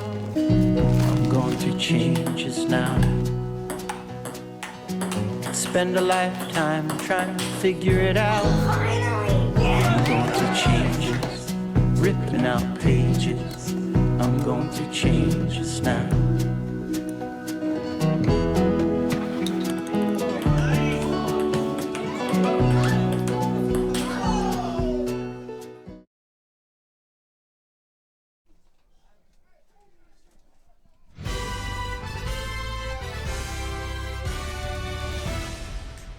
And we're back, folks, as her player is taken off. It was a dart, as we were talking about that at break, Gary, is that, you know, there was the question of who is one of the top quarterbacks, who are the top quarterbacks in the CMFL, and I've definitely got to say that Stewart's in my top 3. Based off the way he's performed today, it would be really hard to argue any different. He's made the big plays when he needs to. That last pass he just threw was in the tight window, and he threw a rope in there. It would be hard to argue he's not top 3. Obviously, we have no stats to base anything off of. This is just the eye test. But he's played really well today. I would have to agree. All right, so we've got 4 wide. Single back again. This time we're going to hand it off to the inside, A gap this time, and now we've got another flag on the play. Indication is against the Skyhawks for holding. Infractions today. Speaking of middle school detention, here we are again. Lots of fractions, lots of infractions. Fractions and infractions. Lots of them. I could tell you some stories of some things some middle school kids do to get in school detention, and it would blow your mind. You know, I wouldn't doubt it, because the things that I did in middle school and in high school, I cannot talk about. The only difference, though, is that back then we didn't have social media. Correct. Nobody's finding out. Unless it was word of mouth, somebody snitched on you or have you not. It's not being recorded at all. We got away with so much. Everything is recorded now. Actually, at our school, if you record a fight that happens in the school, you get the same punishment as the kids who fought did. Interesting. Because they don't want kids record them and send them out everywhere. Well, what this generation needs to know is the thing about Fight Club, the number one rule is you don't mention Fight Club. That's right. Trips to the top of your screen. Stewart's looking to that direction. He's going to be flushed out, and he's going to be chased. Gets the ball off and gets out. Now, the ball did go past the line of scrimmage, and he was out of the pocket, so there will be no flag for intentional grounding. I agree with you. I don't think there should be a call. Now, if it were me, now he was out of the pocket. Because even high school now has this rule that if you're out of the pocket and throw to at least the original line of scrimmage or past, it's good. Right. So even if this is a modified high school rule system, that would be one that is not modified. Correct. So it is. Even though there wasn't a receiver in the vicinity, it's still considered in the rule book. Now, it looks like they're kind of getting everything set. They have that discussion now. They are going to call it surprise. Well, Intentional grounding against the Skyhawks. sure. You know what? That's the beauty of semi-pro, Jerry. You just never know what you're going to get. It is a Forrest Gump box of chocolates with 3:07 left to go in the first half. That's going to back them up even farther. We can get the bulldozer backing up noise because it's And a loss of down. It is. Loss of down, third down. So now you're talking 3rd and 556, whatever it is. I don't know. It's a long ways there, boys. We're going to call that one 3rd down and 38 just for fun. I'll take it. Just for fun. But Stewart's been pretty electric, so I do not doubt the kid in this situation. No, I don't either. So we got 4 wide again, single back coverage. Screen. And that is caught. Good blocking, but it's not going to get him anywhere near. It's going to get it at the 51.5-yard line if you're Canadian. And that's going to bring up 4th down and long, but the clock is going to keep rolling, which is not bad if you're Wichita because you're still up 14-0. You're going into into halftime. You got the momentum. You don't have to do anything great. And great for the Gators because Wichita was putting together a drive here, and we're talking if it's 21-0 at half, it's a whole lot different story. Right. So the Gators got bailed out with some penalties, still made some plays, though, but it's not 21 rip right now. They're getting the ball back with at least some time. Hopefully, maybe they put some together, maybe they don't. But at worst-case scenario, they're going in down 14-0, you would think. Because there's, 2:19 left, 18, clock's ticking. So yeah, and you get down to the 2-minute warning. Which they may be waiting to do. And it looks like they are. Because they're short guys. That's what I mean. If they're smart, they would just wait. I would too, and I think this is a kind of a ploy. Good call by Darryl Nave to kind of just set it and forget it. It's Ronco. This 2-minute warning, I don't know why the officials did not call it. And they're going to take this one. That ball comes out. That's going to be recovered by the Skyhawks, and the Skyhawks are going to get it at about the 6 or 7-yard line. Bad decision by the Gators to try to field that ball. They should have just let it go. And that should be at the 2-minute warning. That play should not have taken place, Chris. That play should have never took place because of the 2-minute warning. The ball was kicked after the 2-minute warning. Yeah, that should have been called dead to begin with. They need to bring that back, flip sides, and re-kick it because it was a terrible job on the officiate's part on that right there. Yeah. And I'm glad I'm not in a situation to get fined. I can say that. Well, you won't get fined here on the Southern Sports Network. We're going to get an official call here. That's holding against the Gators. It's declined. It's going to be first down and goal. Why aren't they talking about for the Skyhawks? Is there no 2-minute warning here? There is in the NFL, and we're playing NFL rules. It should have been a stoppage of play. But I don't know if these officials know about that. But again, it's a Forrest Gump. You never know what you're going to get kind of officiating crew. They're going to stop play now for the 2-minute warning. I don't quite get it, but it is what it is. We're going to take a quick break, folks, as we try to figure this out. We're going to have some man your brain surgery. So we're still 14-0 with a buck 48 left to go in the first half. You're watching Semi-Pro Saturday on the Southern Sports Network.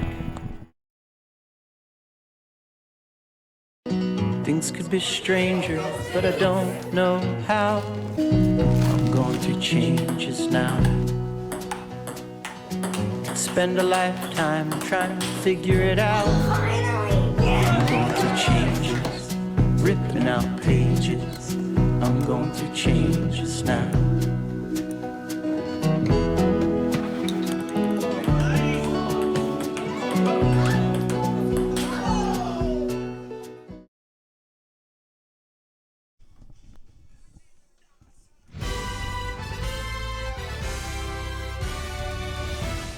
Welcome back, folks, as we here in the swamp are getting ready to go for a potential 21-point difference in this game. Man.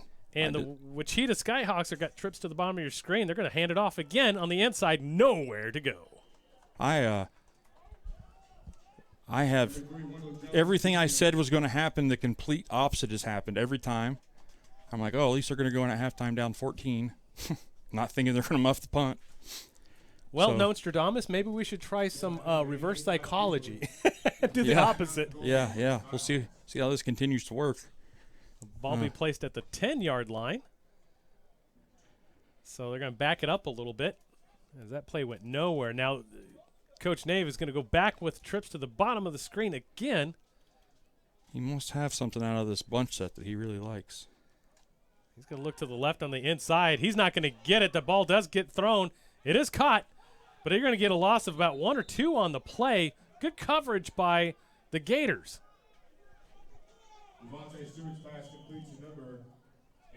And that's going to get them out of the clock. Should stop.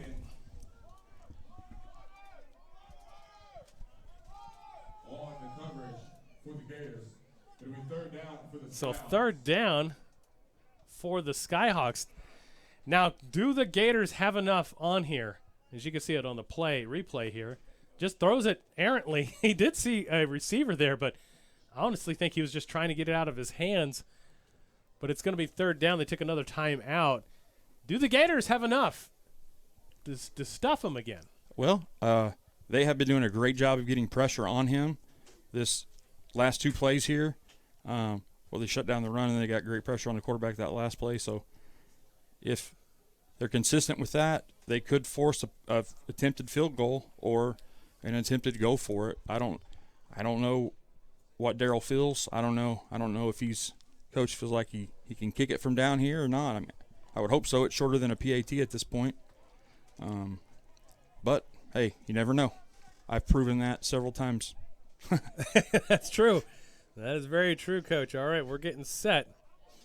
47.4 seconds left to go in the first half. And what's been a lopsided game, we got another stoppage of play. They sure do like to stop the clock a lot.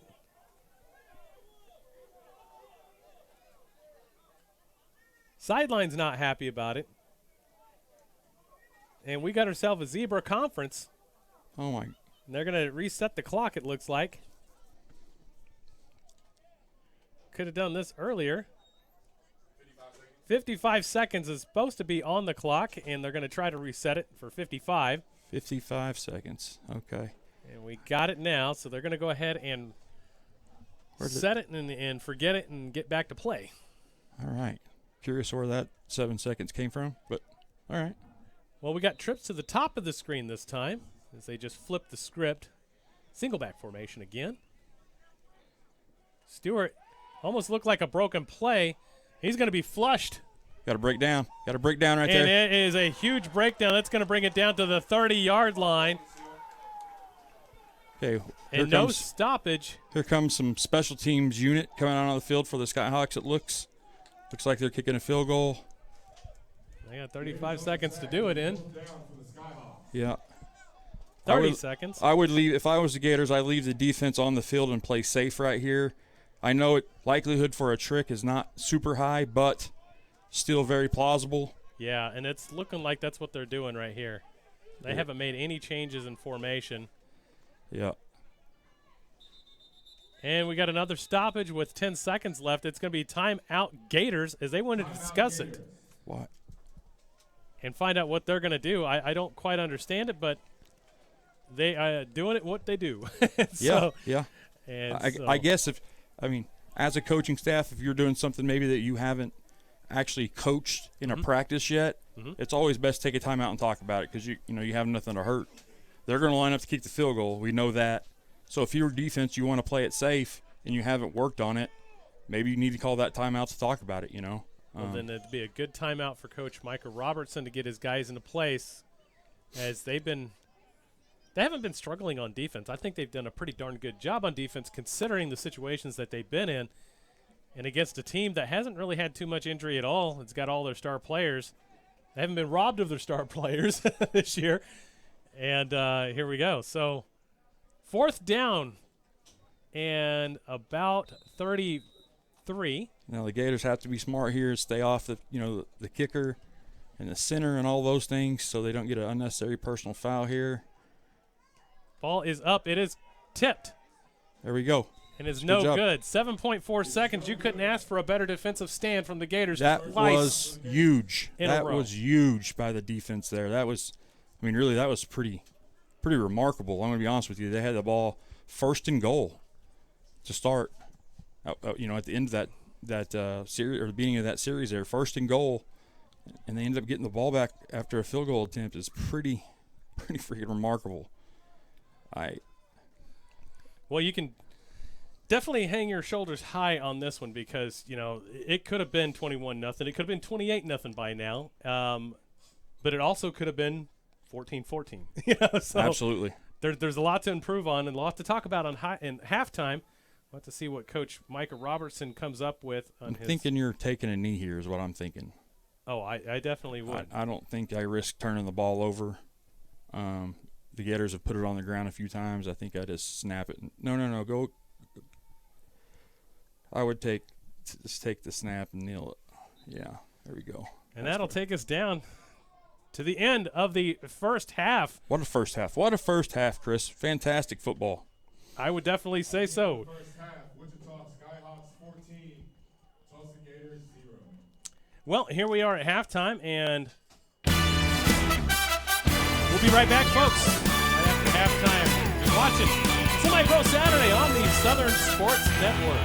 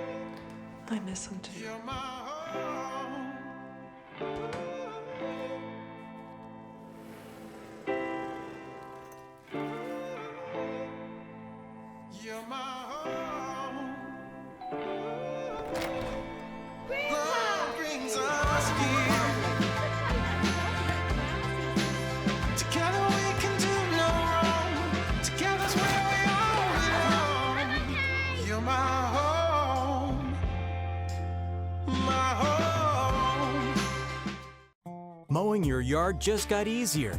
TNG Power Equipment has the best Ferris mowers to get the job done, including the all-new 60-inch redesigned deck that mows up to 11 miles per hour in tall or wet conditions. And for smaller lawns, our Ferris 300S starts at just $39.99. And right now, save up to $1,000 on select Ferris models. Commercial grade to last a lifetime. TNG Power Equipment has Ferris mowers to tackle your projects.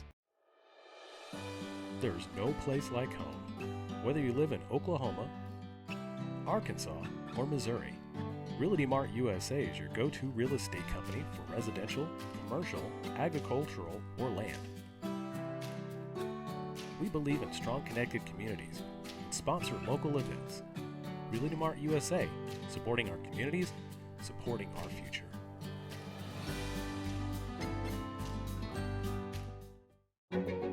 A tradition of educational excellence, more than a century in the making, continues in Broken Arrow.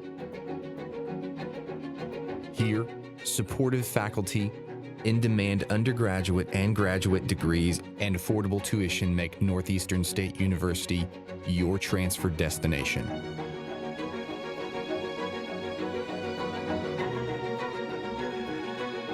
Finish what you started. Hey, Dean Blandino here, and guess what? Football season is right around the corner.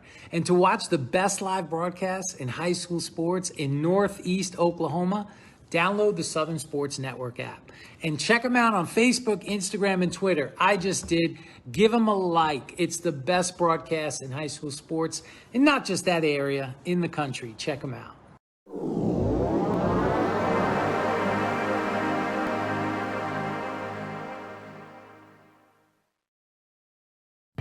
Semi-Pro Saturday is brought to you in part by 950 Ways Graphics.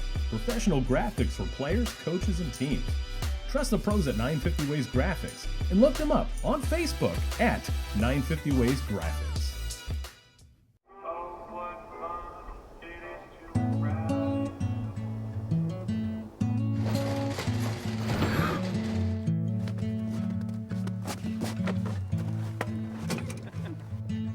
She was a good companion, eyes like the Grand Canyon. She was an American beauty. She was a long goodbye. She was the best I lived by. She was an American beauty. With her wafers on in the summer sun, her touch felt like a loaded gun. Wish I had held her long. Wish I had held her long.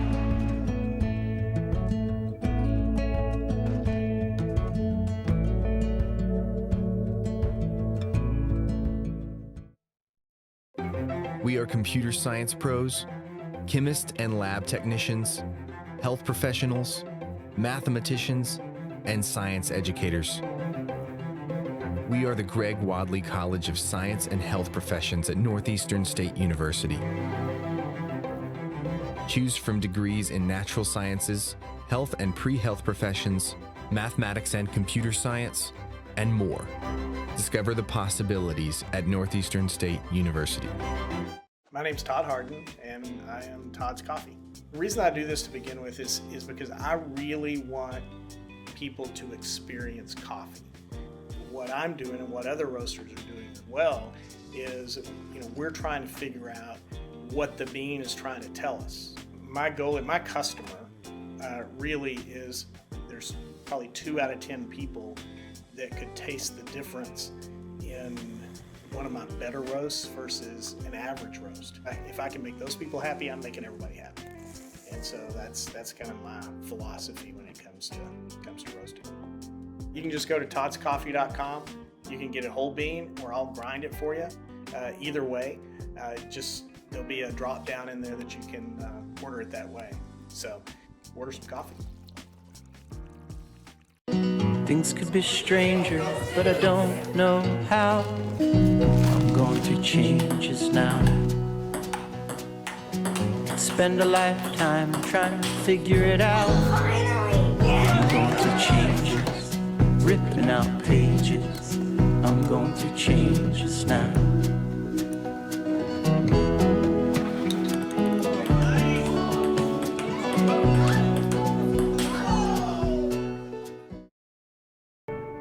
College of Education at Northeastern State University prepares educators, mental health providers, and fitness or health professionals with undergraduate and graduate programs.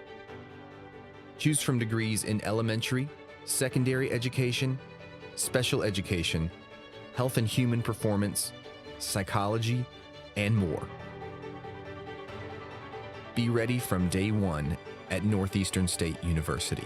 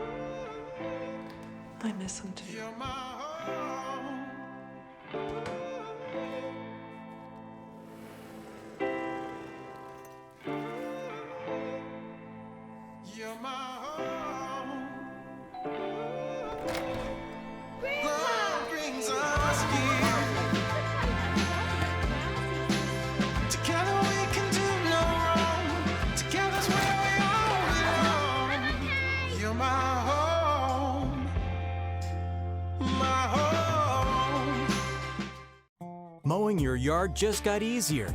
TNG Power Equipment has the best Ferris mowers to get the job done, including the all-new 60-inch redesigned deck that mows up to 11 miles per hour in tall or wet conditions. And for smaller lawns, our Ferris 300S starts at just $39.99. And right now, save up to $1,000 on select Ferris models. Commercial grade to last a lifetime. TNG Power Equipment has Ferris mowers to tackle your projects. There's no place like home. Whether you live in Oklahoma, Arkansas, or Missouri, Realty Mart USA is your go-to real estate company for residential, commercial, agricultural, or land. We believe in strong connected communities and sponsor local events. Realty Mart USA, supporting our communities, supporting our future.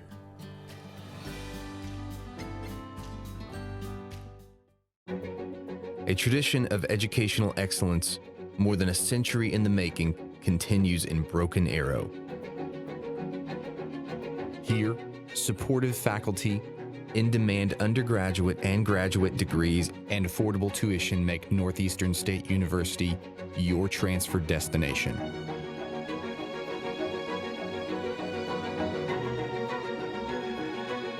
Finish what you started. Hey, Dean Blandino here. And guess what? Football season is right around the corner. And to watch the best live broadcasts in high school sports in Northeast Oklahoma, download the Southern Sports Network app. And check them out on Facebook, Instagram, and Twitter. I just did. Give them a like. It's the best broadcast in high school sports, and not just that area, in the country. Check them out.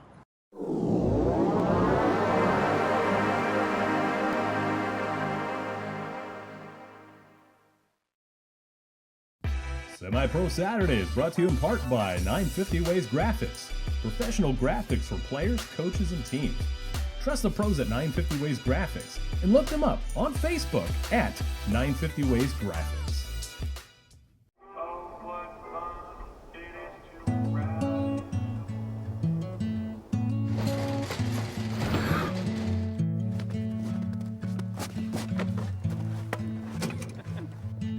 She was a good companion, eyes like the Grand Canyon. She was an American beauty.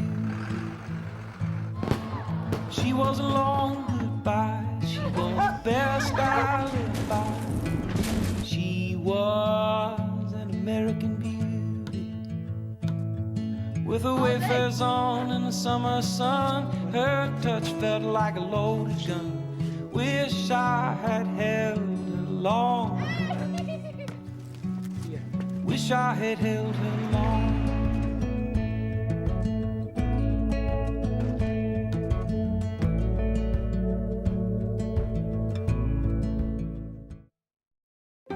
We are computer science pros, chemists and lab technicians, health professionals, mathematicians, and science educators. We are the Greg Wadley College of Science and Health Professions at Northeastern State University. Choose from degrees in natural sciences, health and pre-health professions, mathematics and computer science, and more. Discover the possibilities at Northeastern State University. My name's Todd Harden, and I am Todd's Coffee. The reason I do this to begin with is because I really want people to experience coffee. What I'm doing and what other roasters are doing as well is, we're trying to figure out what the bean is trying to tell us. My goal and my customer really is, there's probably 2 out of 10 people that could taste the difference in one of my better roasts versus an average roast. If I can make those people happy, I'm making everybody happy.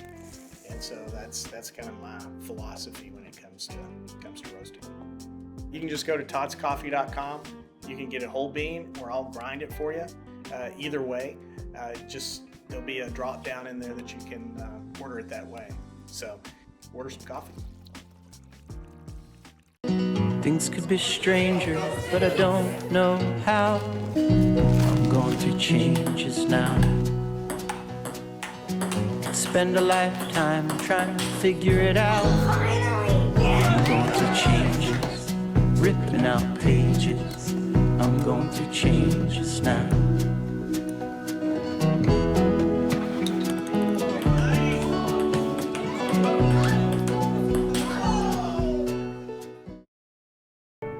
The College of Education at Northeastern State University prepares educators, mental health providers, and fitness or health professionals with undergraduate and graduate programs.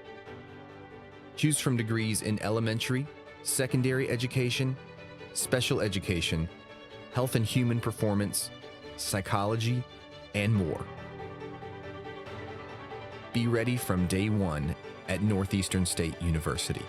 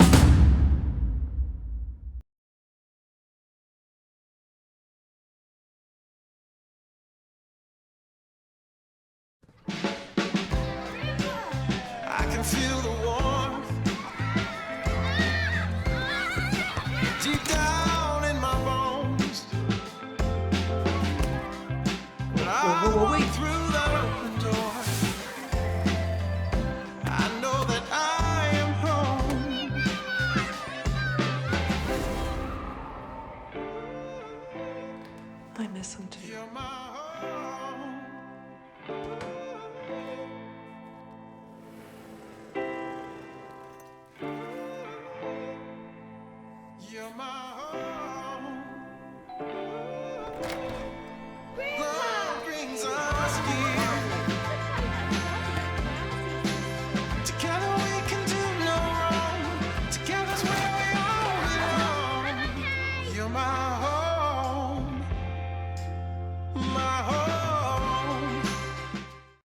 Mowing your yard just got easier. TNG Power Equipment has the best Ferris mowers to get the job done, including the all-new 60-inch redesigned deck that mows up to 11 miles per hour in tall or wet conditions. And for smaller lawns, our Ferris 300S starts at just $39.99. And right now, save up to $1,000 on select Ferris models. Commercial grade to last a lifetime. TNG Power Equipment has Ferris mowers to tackle your projects. There's no.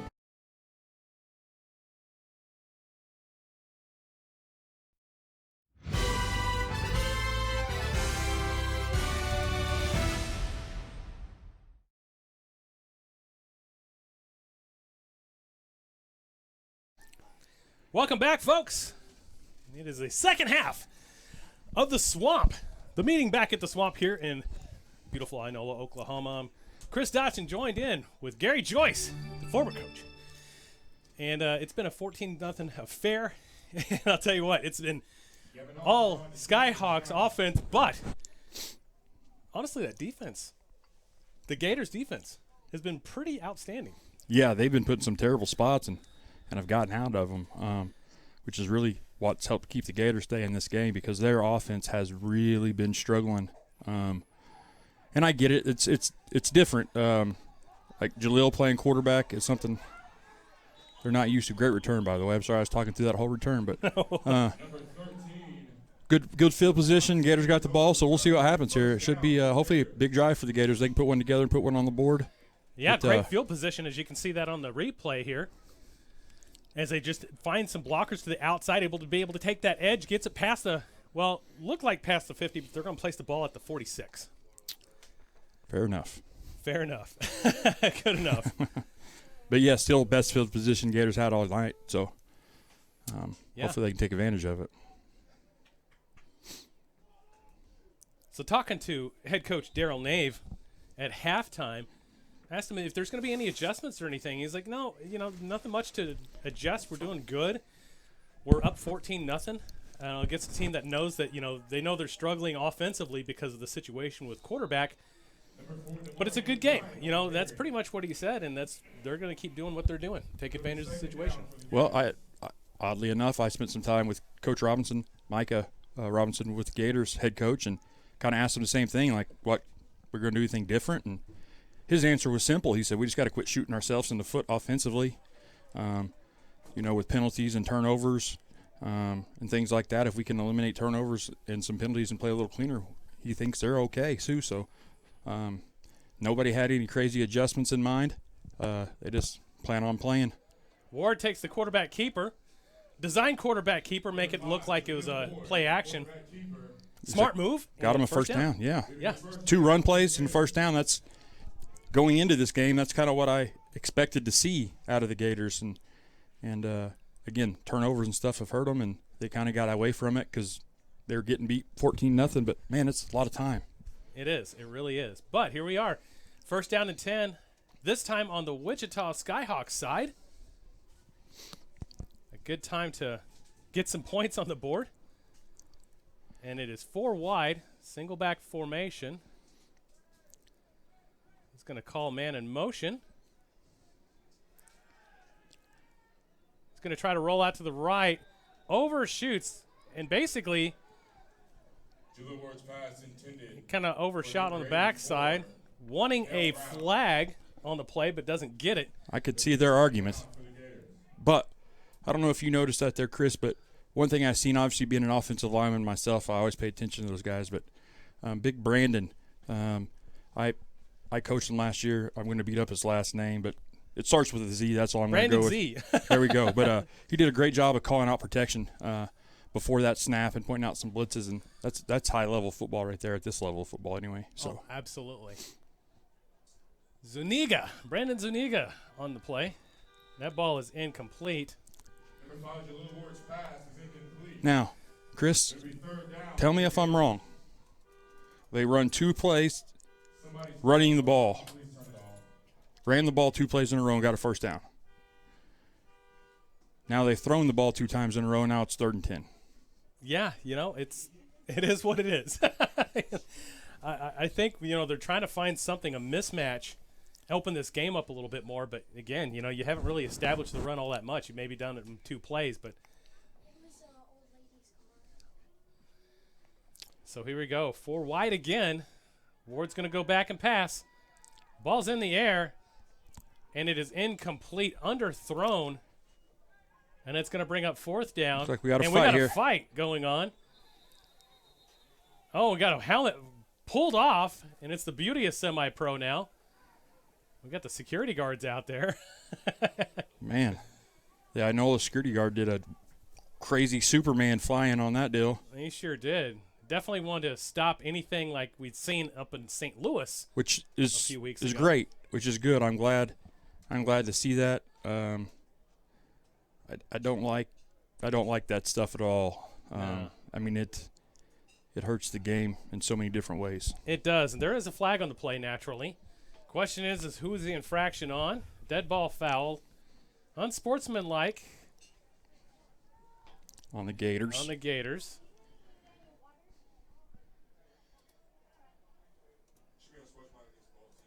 And it looks like, I don't know if they're going to be offsetting or not. They're still arguing here. Dead ball against. It's going to be offsetting. Replay of the down. So all that for nothing other than a terrible look for the game. Yeah. I mean, that's all that came out of that. Replay the down for the Gators. Well, the offensive and defensive linemen, I mean, they're going to scuffle. But there's no reason to, pull off a helmet and try to swat or anything, which I didn't see any swatting at all. Just pull off the helmet. So that was good. Yeah, but I mean, there were punches thrown and all that. Like, I don't understand why these guys feel like they need to do that stuff. Next week on the Southern Sports Network, MMA. I do think we have a sport there, Chris. We do. We have some MMA mixed in with football. And maybe mixed martial football, MMF. Yeah, linemen, they have MMA gloves on and stuff instead of pads. And you can get maybe after we it. can get a variation of sumo wrestling. Yeah. That would be a lot of fun. I agree. I agree. It is what it is, and we're still kind of waiting on everything kind of going down here. And yeah, we got Gator coaches out there talking to the officials. We got. Looks like they're finally starting to come off a little bit. I'll tell you what, we're gonna take a quick break, folks. We'll be right back right after these messages from our sponsors. You're watching Semi-Pro Saturday on the Southern Sports Network. We'll be right back. Things could be stranger, but I don't know how. I'm going through changes now. Spend a lifetime trying to figure it out. I'm going through changes, ripping out pages. I'm going through changes now.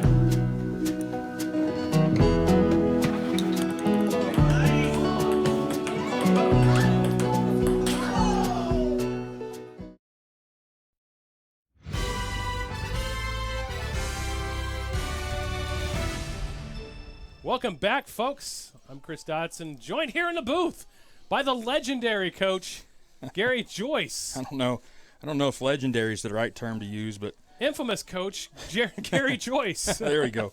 That's right. No, Chris, I absolutely loved my time at this level of football. I met some of my best friends in life from this game, and I'll forever be in debt to it. So. Oh, absolutely. Same here. And that's what really got the Southern Sports Network going, was semi-pro football, and we've kind of stuck around. It's given us a great time to really, dust off some rust before we get into high school season, and giving us a chance to prepare and do some new stuff that, we get to unleash here first, perfect it, and get it ready for the high school ball season. So absolutely. And here we go. Clock is rolling. 4 wide. They got it on the down marker as 4th, but it is 3rd down. The ball is snapped. It is away and is underthrown again, and it probably should have been, because if that wasn't, it would have been probably a pick 6. Or was that 4th down? Julio Ward's pass intended for number 14, Caleb Stacy. Good question. Was it 4th down? We got all that confusion going on, and it shouldn't have been a loss of down. is all after post snap. Yeah, so I don't know what the deal is here. Yeah, they're saying it's 4th down. So it's 1st and 10 for the Skyhawks. I think there's just so much confusion going on with this officiating crew. Again, like we said, it's a big ask to do NFL rules, and you're bringing high school officials, and they know what they know. So we got to get back to a base high school rules with either modifications or just straight up high school, just because it makes the game so much slower whenever they're not at their top. Right, absolutely. And I'm curious there too is if Gator coaches and personnel lost track of down and distance in that situation, because it was 4th and 10 where you're at. I still think that's probably a punting situation. Yeah. With the way they've played offensively today, so they may have thought it was 3rd down as well. So I don't know, but. And a great run. Where are they going to mark it at? And it looks like they're going to give them the 1st down. So 1st and 10 for the Skyhawks, who come out with guns blazing, as we get to see that on the replay again. They're just going to shoot it into the A gap. Bounces around to the B. Able to find the hole and pick up the 1st down. Yeah, he's turning his legs, just running hard. That's what happens when you run hard. Good things happen. Absolutely. He was going into 3rd gear when he got stopped. Twins to the bottom of your screen now. Another run on the inside. And they didn't get the 1st down to begin with, but that one did get the 1st down, 1st and 10. Looks like he got some contact and just bounced off of him. Gators going in there and not wrapping up, but going in there and hitting them. And we know that doesn't work against another adult. You can't just run into him. You got to tackle him. But, hey. It is what it is. Another thing of what do I know, What do I know, exactly. But, what do we know? I'm just a has-been. Just a washed-up has-been, and I'm fine with that. Not anymore. You're actually a newbie here in the Southern Sports Network. That is correct. I'm a rookie right now, and that feeling is amazing. Another run on the B gap. So, I don't know if you noticed who made that tackle, but it was Austin Romine. He was not here the 1st half. I seen him enter the locker room at halftime. So late arrival for Austin coming in and making a big play. Which is the linebacking core, which is good for Tulsa. They Austin Romine is a leader on and off the field, and is one of the better defensive players that we've had over the last 4 or 5 years in the Gator organization. Yeah, he dates back to playing for the Tri-City Panthers, is where he came from originally, and so. Oh wow. Yeah, he's a good football player. So Stewart's back, play action. He's going to throw it in the inside. Does not get it. And that's going to bring up 3rd down. Wichita gets in that tray formation to where there's a tight end and 2 receivers outside off the ball. And that is a really hard formation to defend because they create an extra run gap, but you still have trips that you have to worry about in the passing game. So it kind of puts your outside backer guy in conflict there where he doesn't know if he wants to widen with the receivers or stay tight due to the extra hole from the tight end. So that's a tough one, and it's been beneficial for the Skyhawks all night. So the Gators have struggled to cover it. So trips to the bottom of your screen. Stewart's going to look on the outside. He's going to get wrapped up again. Another Gator chomp.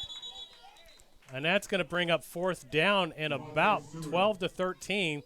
Great outside pursuit by the Gators. Sir Henry getting up from the bottom of the pile there once again. 4th down for the Skyhawks.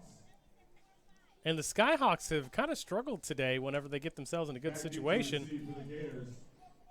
Dodson, I don't know if you heard the Oklahoma Bears score against the Panthers, but it came out as 76-0. Wow. In Kansas City. So looks like the Bears finally figured out what they needed to do to get rolling today. So that could be a scary thing for the league. Oh, absolutely. That was a very interesting punt. Quick kick. And that's going to roll out at about the 17 or 18-yard line. But 76-0, that's a, we talked about last night with Coach Kevin Cox and, some of what he does. And I said it in the first couple weeks that if they get this offense going, everybody better watch out, because once they get that spark and they know how to do it and the proof is in the pudding, oh my goodness, because not only do you have one good quarterback, you've got great, outstanding quarterbacks, 2 of them. And you have different types of quarterbacks also. Yes, and really, and here's the other thing that people always forget about is Danny Knighton can play quarterback for anybody in this league. Yeah, that's very true. And he's played it for teams all year. He's played it as backups.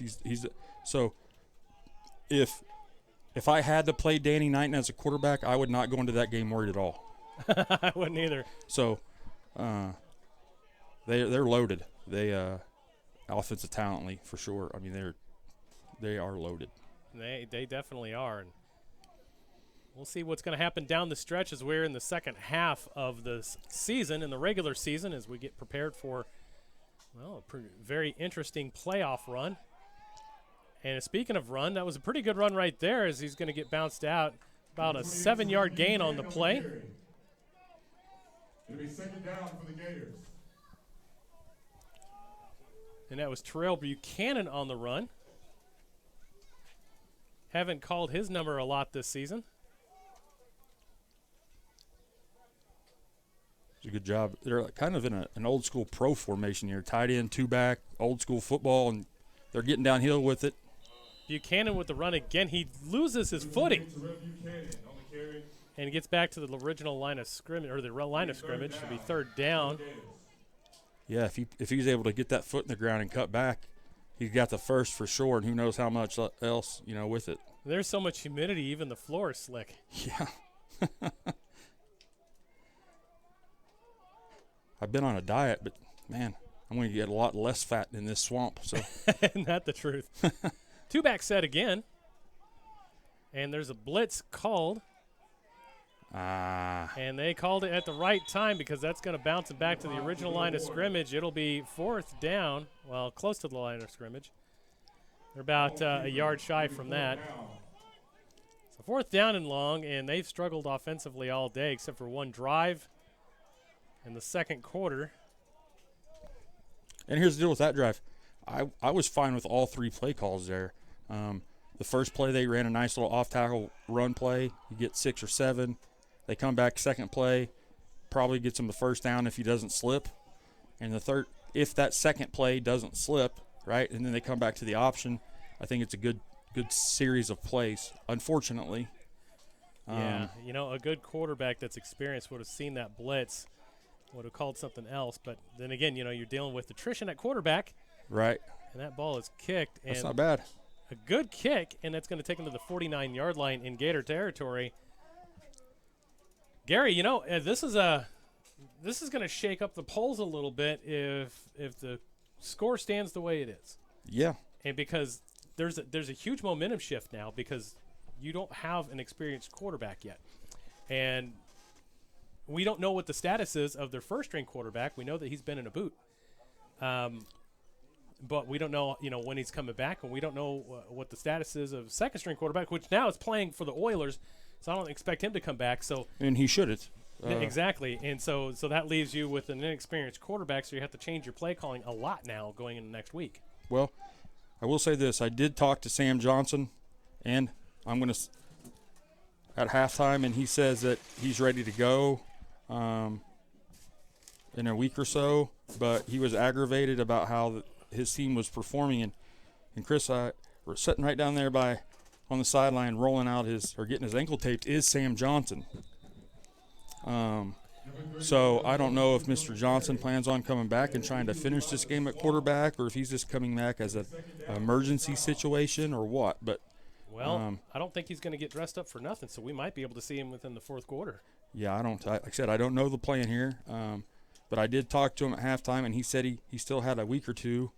But he also said that he was thinking about suiting up and going out there. And so you know how some of these guys are. So yeah, there no he is, stopping it. getting taped up. So no stopping it at all. Sideline camera is down at the moment. Nice pass and completion across the middle.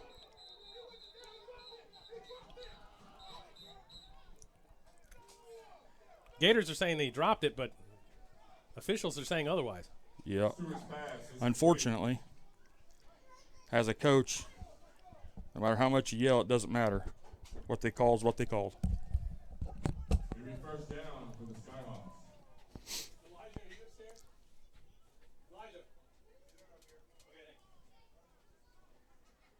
First down and 10 here for the Skyhawks.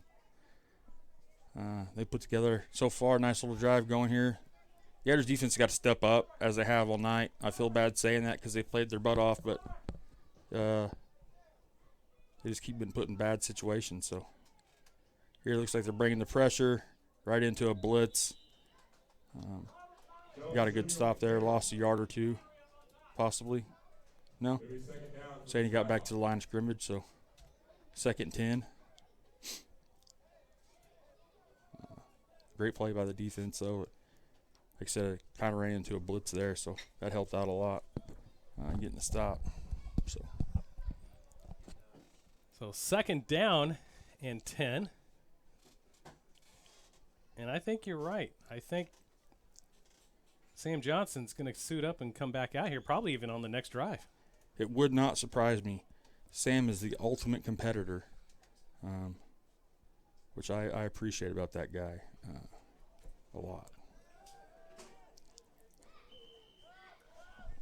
So pass is wide to the outside.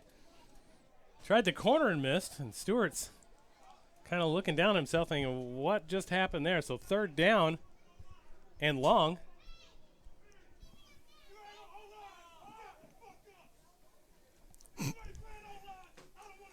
And so we're getting some colorful metaphors on the sideline, trying to make sure that he gets his team fired up. Justin Williams. And so he's making sure everybody's good to go and saying, "All right, guys, let's get it together." Yeah. Justin Williams has been around a long time, Chris, a long time. Played a lot of football on the offensive and defensive lines over the years. And, yeah, he's a little long in the tooth right now, but what he brings as far as experience and leadership is pretty impressive, as you can see there. But looks like we had another clock issue. Yeah. Reset some stuff there, but another clock correction. And we're good to go. 5:31 left back on the clock.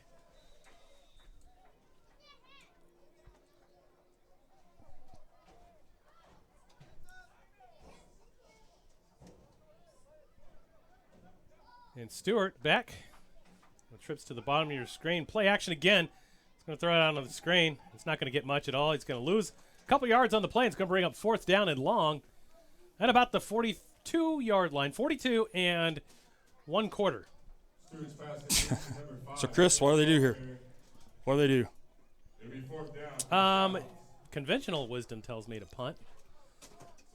But Darrell Nave is not conventional. He is not. If anything else, he might be looking at drawing up a pass play, but I think they might be punting in this case. It looks like they've actually brought out punting personnel and all that stuff. So, yeah. Which I think is probably the right call in this situation. 4th and 15. Yeah.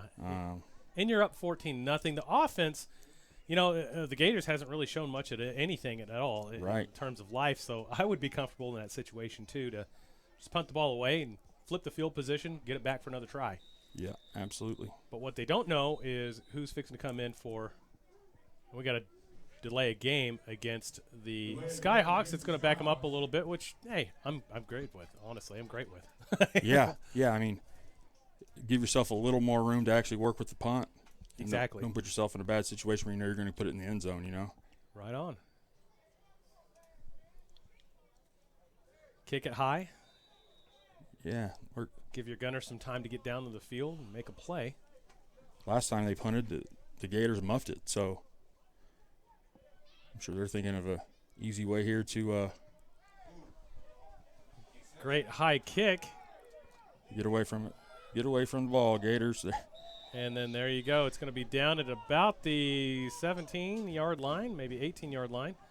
18-yard line, be 1st and 10 for the Gators. Now, you spot it. You let me know if you see Sam Johnson coming out. And it looks like he is, number 4, if I'm not mistaken. That's not it. No, hold on. Here we go. Nope, that's Bryant coming out. Jalil, Mr. Ward is still going out at quarterback right now. Number 5. So Mr. Johnson has not came out yet. Just in time for Sam's number 12 here, number Chris, 12. right here on the sideline. So Gotcha. he's walking down that way, but I think he's going to get warmed up here in a few minutes.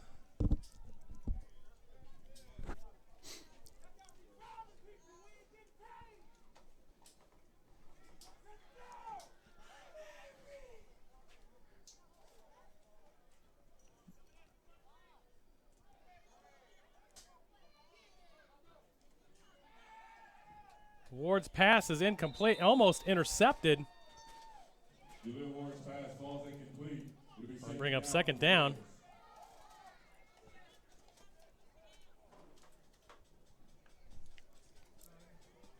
Chris, I think they need to get that run game established a little more.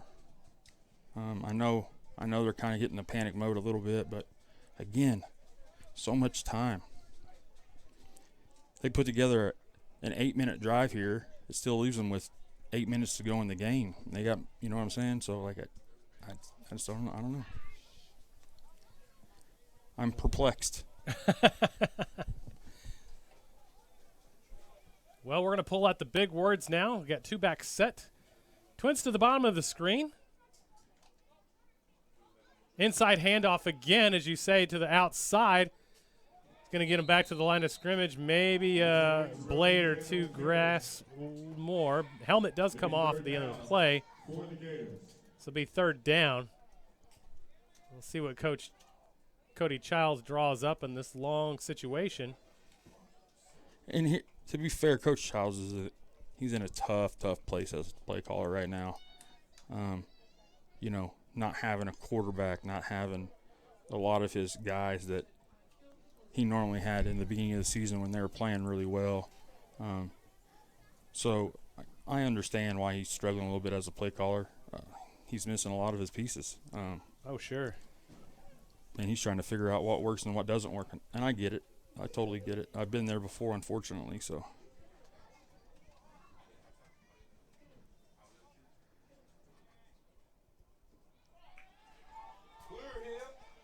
And that ball is intercepted. Well, it's almost like a punt at this point. Yeah. But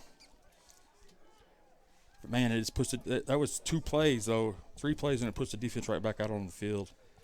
Yeah, 3 and out you never want to have, especially when you're down 14-0, and your offense really hasn't produced much of anything. I would not be surprised if Sam Johnson really gets warmed up and starts coming back in this game.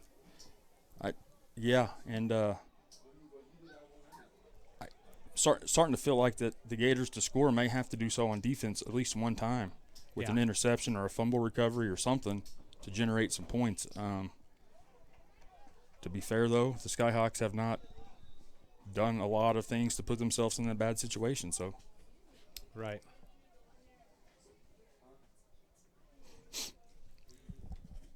All right, so here we are. 1st and 10 for the Skyhawks, who have all the momentum going for them at this point. And really don't have to do much of anything, honestly. All they have to do is just matriculate the ball and kill some clock. Yep. That is it. Eat that clock up as much as you can. And we got some more horns going off.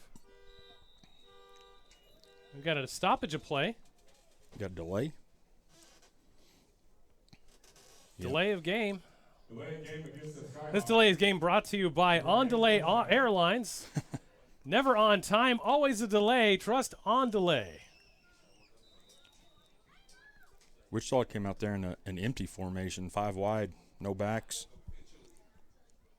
That's either they're trying to come up with a crazy pass combination or going to run the quarterback. Wouldn't be surprised either way.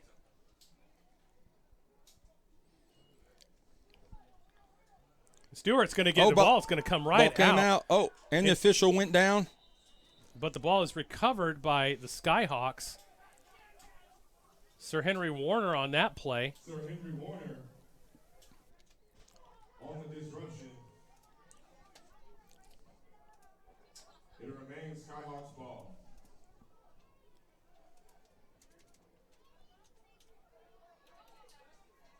So Skyhawks are shooting themselves in the foot. 2 drives so far that really hasn't done anything. No, that's crazy. It's second and I don't even know. 21, yeah, second and 21. Wow. No, that'd be a second and like 31. Something, yeah. It's a long ways. I ran out of toes and fingers, so.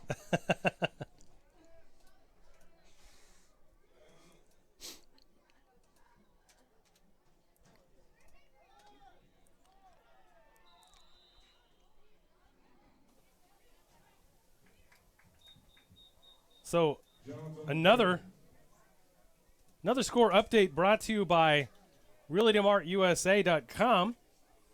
The Arkansas Warcats faced off against the St. Louis Falcons. The Warcats did not get this one. The Falcons won 22-14. Now I picked the Warcats to win this one, so I might have 2 or 3 picks this week that I've lost, and I've only lost 3 picks the entire year. This is definitely not going to be my week, and this is definitely not going to be the call that you wanted if you're a Skyhawks fan. That's going to back them up even further. Yeah, so now it's So it's 3rd down in Texas. yeah.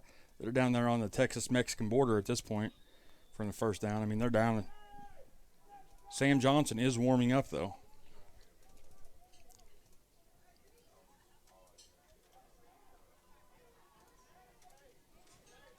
Still second down.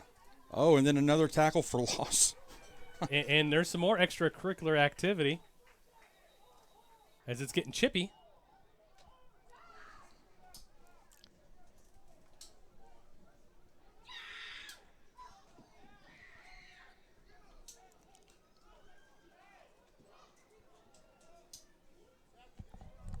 That's going to back them up even further. So still 3rd down. And they're at the 10-yard line. So you do the math. They got to get to the opposing 44-yard line for a first down for the line of game. Looks like 3rd and 46, if my addition is correct. But I also went to Skytech High School, so. Oh, well, there's that. Yeah. Yeah. We didn't coach that. We didn't teach math very well there. Do we have another penalty on the play? I don't see a flag down. Yep, another penalty against the Skyhawks. Holding against the Skyhawks. Well, this flag is brought to you by Six Flags. More flags, more fun. Six Flags over Texas in Arlington. It's a great time to get your tickets and everything ready to go as the temperature is starting to skyrocket and the tornadoes are starting to diminish finally. Yes, please. We took a little bit of damage to our home in this last one, and mainly roof damage, and chicken coops were demolished. Chickens weren't happy with me at all. I'm blessed again to not have had any issues other than some tree limbs. There we go. We got plenty of those. 4th and 40-something, as you can see on the screen. It is going to be punted for sure. It's going to be caught. And he's not going to fumble it this time. He's got great field position. He's going to get it all, and he's going to hold on to it. And it's going to be down at the 29-yard line. Best position for the Gators all game long. And Sam Johnson is on the field. And so this could change the dynamic of what's happening. We'll find out how he's going to do with his injured foot. Devin Bilton. As you can see on the replay, that was a great run. Good blocking, too. Also helps that you were able to field the ball and hold on to it. Fielding punts are huge at this level of football because a lot of guys don't do it because, again, lack of practice doesn't happen in special teams. Don't practice a whole lot of special teams in semi-pro football practice. So you know, that's huge, like you say. You know, you got to have that special talent to be able to do that and pull it in. Yep. He did a great job there. So Sam Johnson comes in. Let's see if that changes the dynamic of this game at all on the offense. Johnson's pass is up. Beautiful pass. He's not going to be able to get it, though, but should have. Lost it in the sun as he was looking at it. And that was a beautiful pass from Johnson. So I have a feeling we're going to see some changes in this offense. Yeah, what's pretty cool there, too, is, you know, first play, Sam throws a fade ball, and he throws it to Jaleel, number 5, the kid who's been playing quarterback all game. So, which is an added feature to Jaleel going Sam going to quarterback, is now you get Jaleel back at receiver, who's a very dynamic receiver. So it works. There's more layers to it. For sure, and you're down only 14 points. Now, 9.7 seconds left to go in the third quarter. You got a whole 15 minutes to try to make this one up. Run on the inside's going nowhere but backwards. They read that one like a book. And it's going to bring up third down at about 12. And that's going to take us to the end of the quarter. At the end of the third quarter. We score 14-0 on Skyhawks. You're watching Semi-Pro Saturday on the Southern Sports Network. We'll be right back.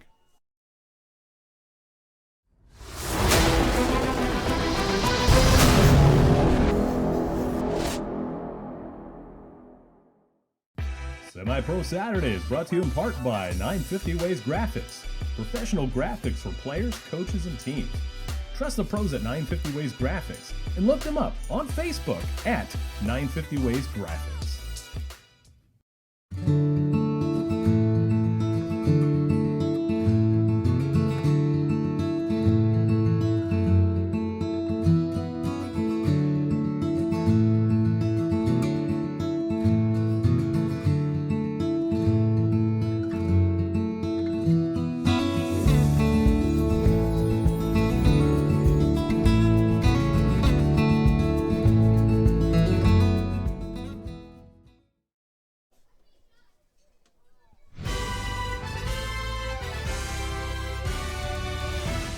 Welcome back to the final stanza. 14-0 is your score. A tight game, surprisingly. And it's been the Gator defense to keep them in this game. Now they got their number 1 quarterback, Sam Johnson, back in. It's third down and long. This could be 4-down territory. And the way this game started, Chris, I thought it was going to be 40 to 45 to 35. Yeah. But then just hasn't been any scoring since the first quarter. Johnson's going to look. He's got a man unopened. He overthrows it, but there is a flag on the play as the line judge was just kind of waving it at first and decides to throw it. A little fashionable right there. We're going to get a word back in here from what's going to happen. It almost looks like it's going to be called on the defense, which if that's the case, it would be pass interference, spot foul, and a first down. Now, that's only speculation, as I've been overruled and overturned 3 times now in this game. So my Judge Judy skills are not quite up to par, Gary.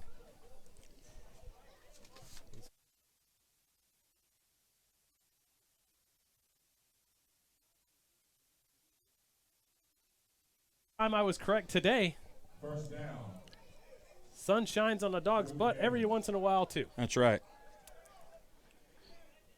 As I tell my wife quite often, a broke clock's right twice a day. That's right. And I get to be right twice a day.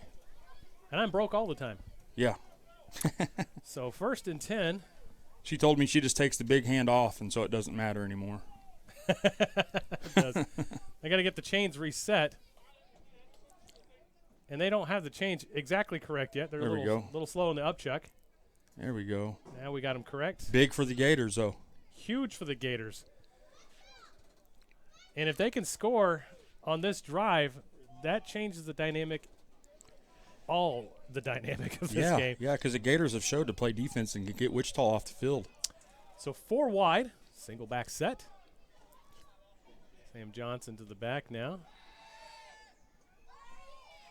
Might have a man open, and it's intercepted. No. Double coverage. And that is a Skyhawk first down. Beautiful ball. It's just it was in double coverage. I don't know if Johnson didn't see him in the black end zone. But now you got a receiver down. Let's look at this replay here. He gets good protection and just that safety playing over the top. Yep. Great defensive design and execution. And we got that wide receiver down. I think that is Jaleel Ward, which changes a lot in this game. He's getting back up. I think he just got himself a little bit winded and probably disappointed that he dropped that ball or let it get in the hands of the defender. So 1st and 10 at the 20-yard line for the Skyhawks. Man. Gators, they are doing a fine job of shooting themselves in the foot, which is what Coach Robinson said at halftime that they need to quit doing, and is why it's happening. Is their problem they had in the first half of shooting themselves in the foot, and it looks like in the second half they're having a little bit of the same problem.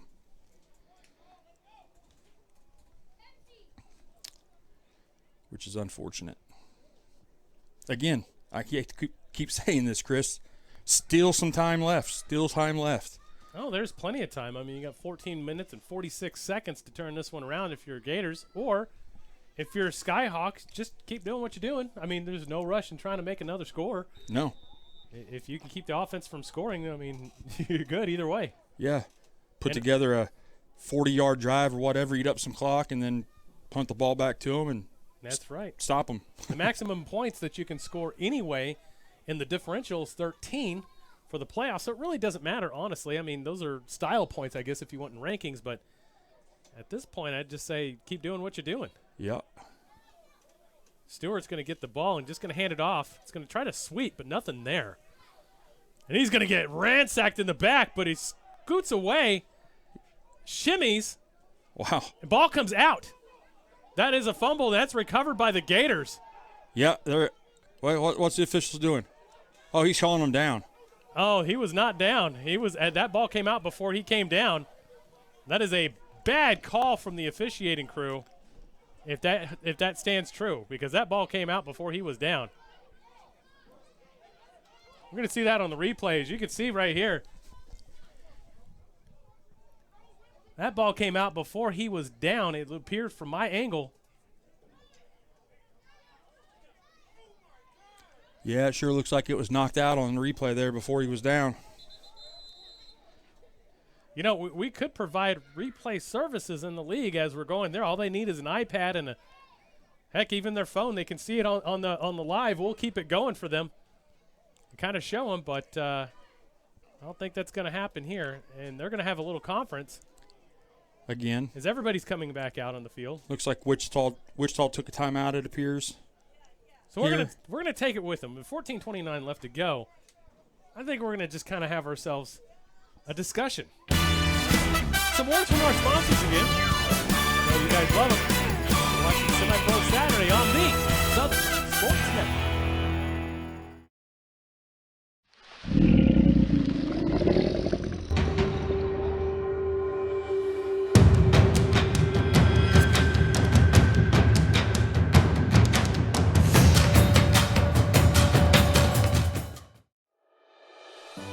There's no place like home. Whether you live in Oklahoma, Arkansas, or Missouri, Realty Mart USA is your go-to real estate company for residential, commercial, agricultural, or land. We believe in strong connected communities and sponsor local events. Realty Mart USA, supporting our communities, supporting our future.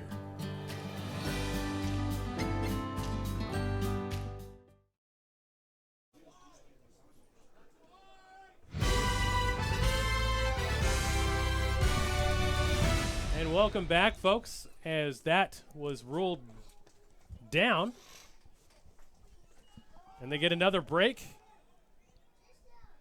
And they're not going to get much. Matter of fact, they're going to lose one on the play, so it's going to bring up 3rd down and 21 for the Skyhawks. Well, here, the Gators' defensive line is not only big, but they're athletic. And so it's really hard to run like stretches or tosses on them outside because they do a great job of fighting to keep contained and forcing things back inside. Number 6, defensive end Frankie Davis. You know, he led TU in sacks at one time at the University of Tulsa. So he's a freak. And if you try to run wide at him, he's probably going to do a pretty good job of shutting it down. So. Well, that's the core of this identity, I think. The core of this team is really the defense, and that's what's really keeping them in this game. And that's a no-go right there as they try to go for the B gap, and they lost 3 on the play. 4th down and forever. That's going to take them back to Kansas. And Skyhawks are going to have to punt here. And it should give the Gators back in some field position for another run with Sam Johnson under center. Yeah, I mean, it was kind of probably tough there for Sam for a little bit. He comes first, just gets in the game. The first thing they do is throw the ball. But hopefully he's knocked some of that rust off for next series, and he'll be good to go. Gators got to be careful here, though. I know they're thinking they want to go get this, and that's all fine and dandy, but don't do something dumb like running into the kicker. Yeah, you got to play situational football here. You're down 14-0. You just want to get those first points of the day. Got to be smart. Good job being smart there. It's a waved off. It's going to be a fair catch at the 43-yard line. First down and 10 for the Gators. That was a good job by the return man there. They're catching it, fair catching it. He didn't have a return, but the average, it's the football averages. I don't know where I read this at, Chris, but it had to be factual if I read it, probably on the internet. But always factual on the internet. But it's something like if you let the ball bounce on a punt, you lose like an average of like 12 yards. Mm-hmm. And so getting a fair catch, just catching the football, even if it's a fair catch, saves you 12 yards. So that's why it's so important to get those kids back there catching the ball on a punt and not letting it just roll. Interesting stats right there. Very interesting. And analytics, too, play a huge part into what the modern-day playing calling, if you will. Sam Johnson back now. He's getting his call in. Man in motion. He's going to play action in that one. He's just going to go ahead and do a screen to the outside. Bubble screen's not going to get much. We'll get them back to the line of scrimmage. I imagine that's one of those play calls, just kind of keep them on. It's just kind of dink and dunk to start off with. See where they're at defensively. It looked like they tried to release some D linemen or O linemen out there to block, and they were a little late. And then the receiver on top of it he ran in a little too far and didn't really get behind the linemen when they got out there because they were a little slow. So just off timing a little bit on that play. And it happens. That's a tough one. Tough play to run, but if you hit it, it's going to have some success, though. 4 wide, single back protection. Johnson under center. He's going to throw a nice little out route there, and he's going to pick up several yards. Wide receiver's trying to go, and they should mark the forward progress right about at the 40. Johnson's pass completes number 5 to Will Ward. They're going to put him at the 39, it looks like. That official up top has him at the 40. So that's what they're going with. There we go. Okay. Hey, simple pass, simple completion. Not a lot of yards, but hey, you got positive yards. So 3rd down, and I'm going to say about 6 or 7. Officially 3rd down and 7. We're about the 11:30 mark.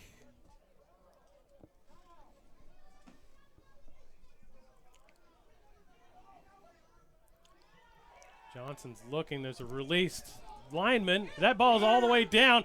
That's going to be DPI right there. First and 10 for the Gators.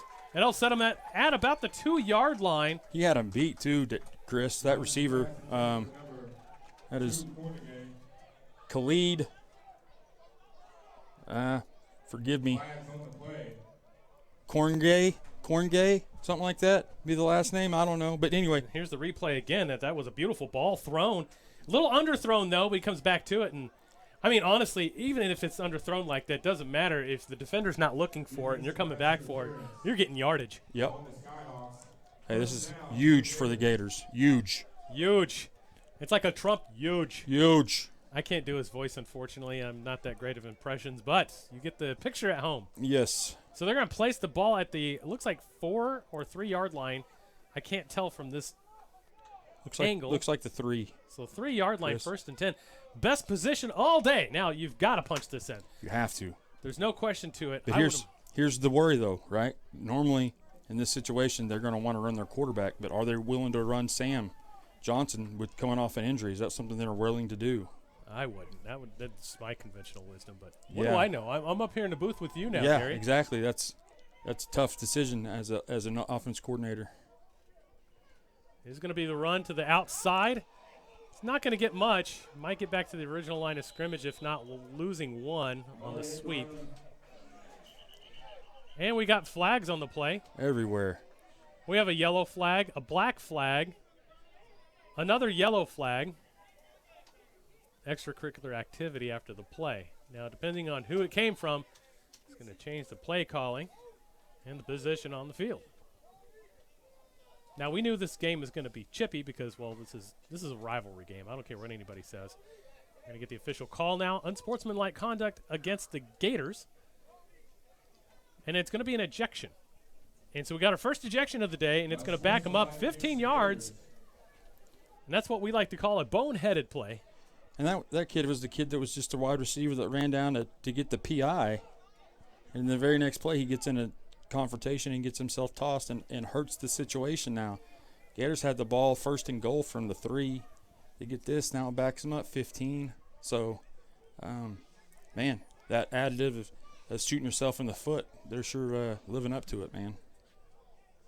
Golly.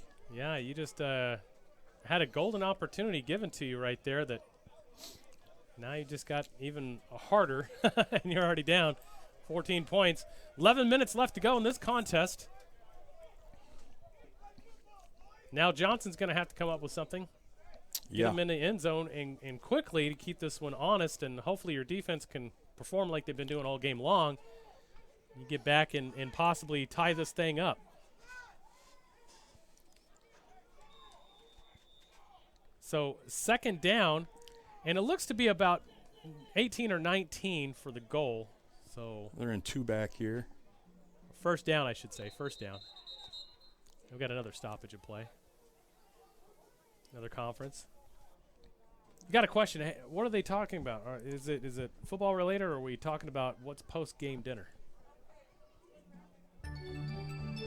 So they're saying it's 2nd down, which is correct because it was after the play. Indeed, sir, indeed. So Sam Johnson back with 2 backs.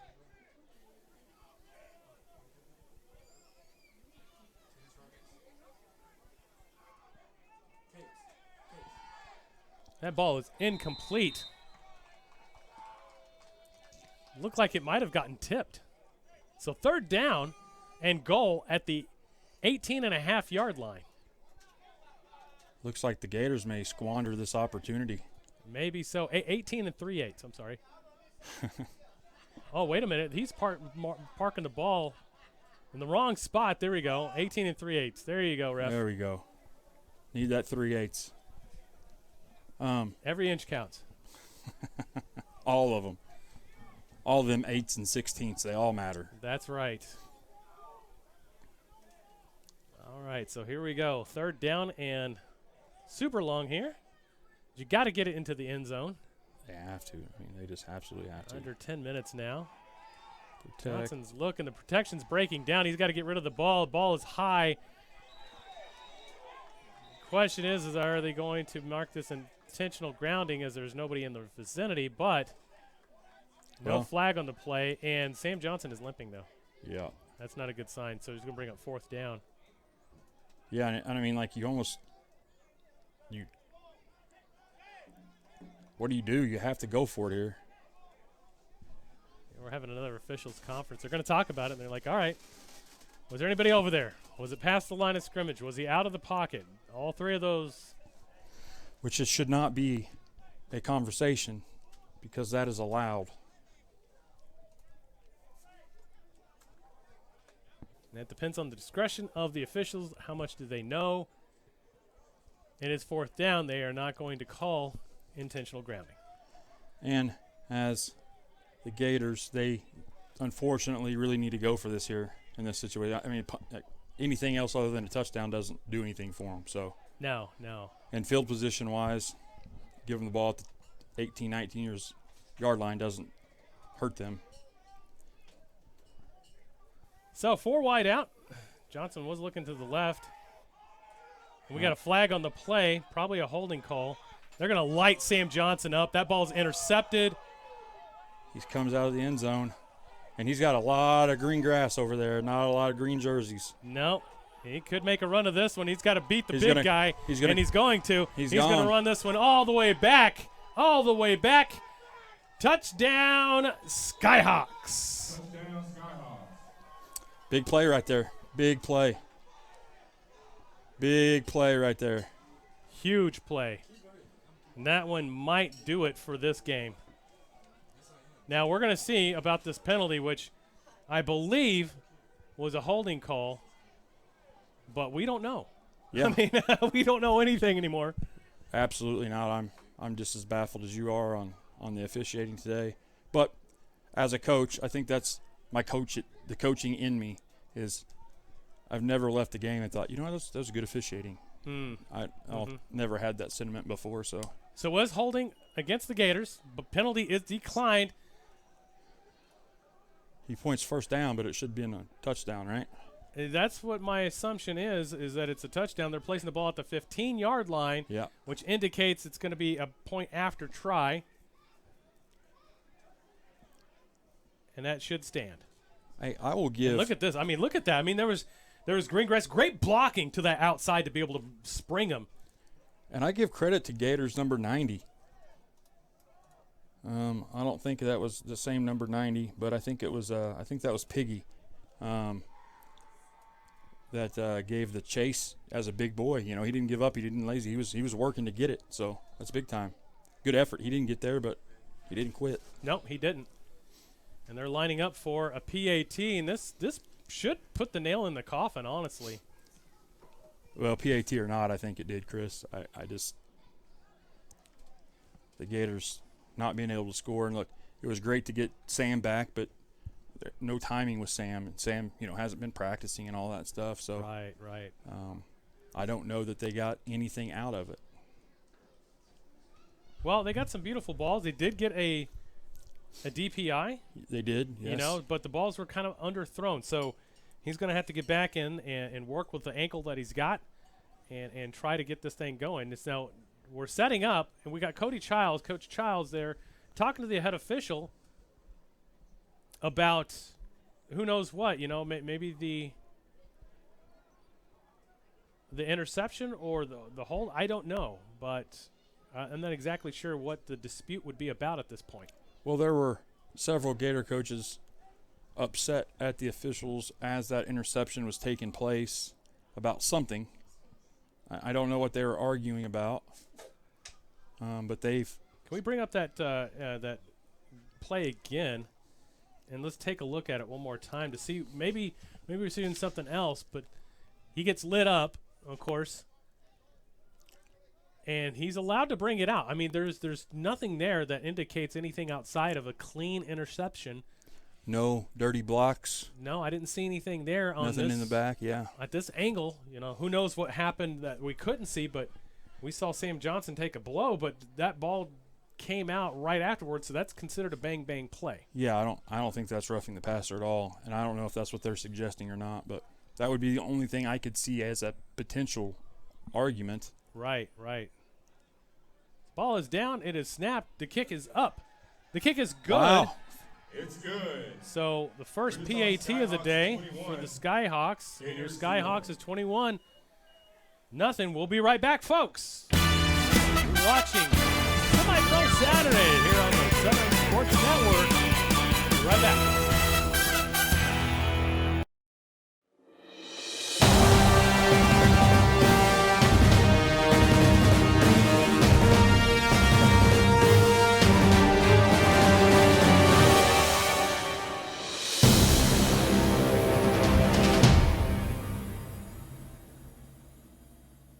In 1851, the Cherokee ignited the lamp of learning in the wilderness. For more than a century, this has been a gathering place where minds are developed and lifelong relationships are made, where dreams find direction, the lamp burns brightly still at Northeastern State University.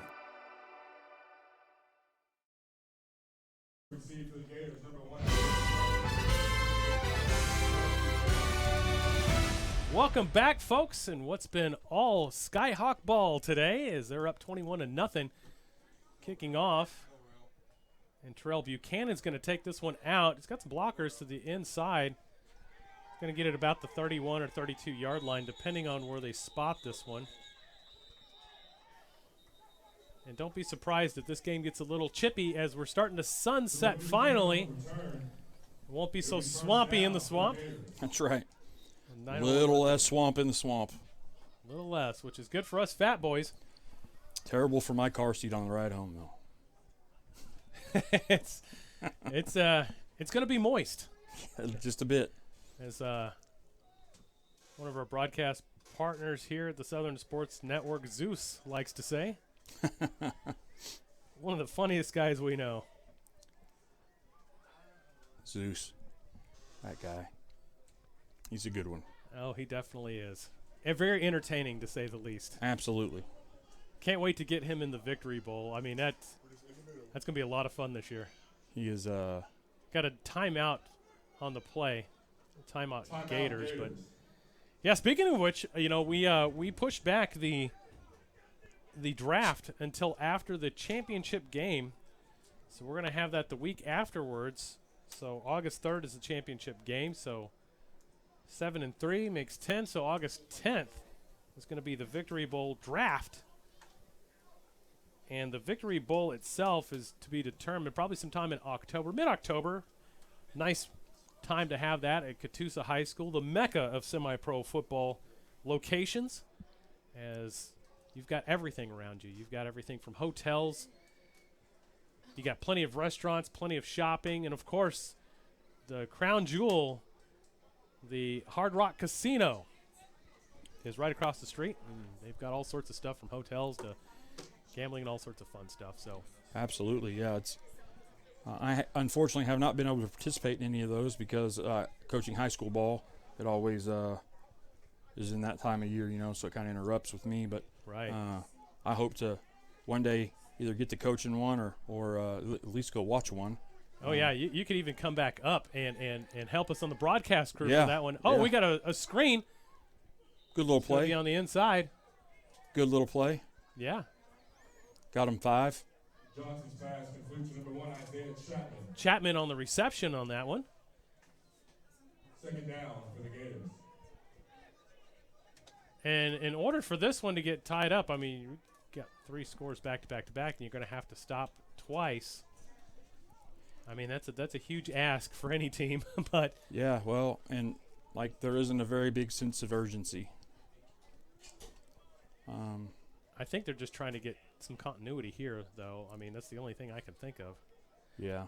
Johnson's back, and he's going to pass. He's going to find up there underneath. There 14's going to get it. It's going to get him into Skyhawks territory, 1st and 10, and just like that, we're starting to get some matriculation here. Yeah. Now they got a little. Hey, they got a little momentum as well. They're moving. They're moving with some urgency. Yep. Caleb Stacy on the reception. Now the stoppage of play as they're trying to spot the down box, and the down box is in the wrong spot. Well, no, the down box is correct. They got that spot was incorrect. Oh, there you go. Good call. Yeah. Good call.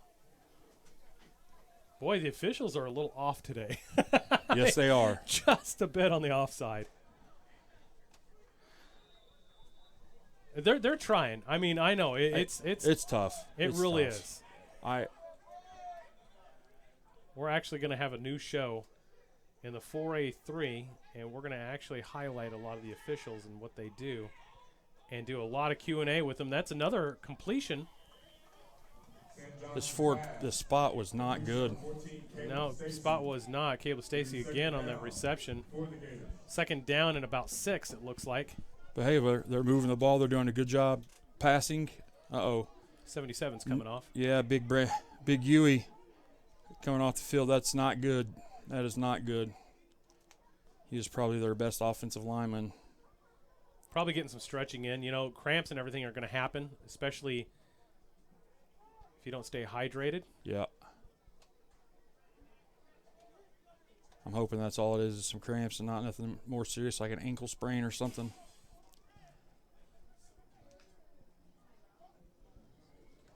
There we go. Toss play. It's not going to net him come much. Receivers got to do a better job of blocking on the perimeter there. Help them out. They kind of just let them go. Buchanan on that one, and yeah, you're right. You know, poor blocking on the outside by the receivers. Brings up third down in about 6. Definitely a passing down as we approach the 6:30 mark. Today's game is brought to you in part by TNG Power Sports in Claremore, Oklahoma. They've been seeing probably a lot of business lately with needing chainsaws and generators and such, but they always got a good stock of all that. Check them out on historic Route 66 in Claremore. Uh-oh. There goes Sam. Ooh. Johnson's He passes. took a big hit. Yeah, he sure did. And that he's trying to make a case, but I don't see anything that would indicate any foul play. So 4th down. He's frustrated with himself, which is amazing. Like I said, he's the ultimate competitor. He got hit in the mouth right there and is mad he didn't complete the ball. Yeah, that's good. But you don't want to have him take too many shots. No. If he's here, I'd rather lose the game and keep my quarterback in and regroup and get ready for the playoffs than take a big shot and he's gone. It looks like that they're not going to find a way to pull this one out. So I don't know why he's in there, honestly. But I also know how he's a competitor and he probably asked to and wants to be and all that stuff. So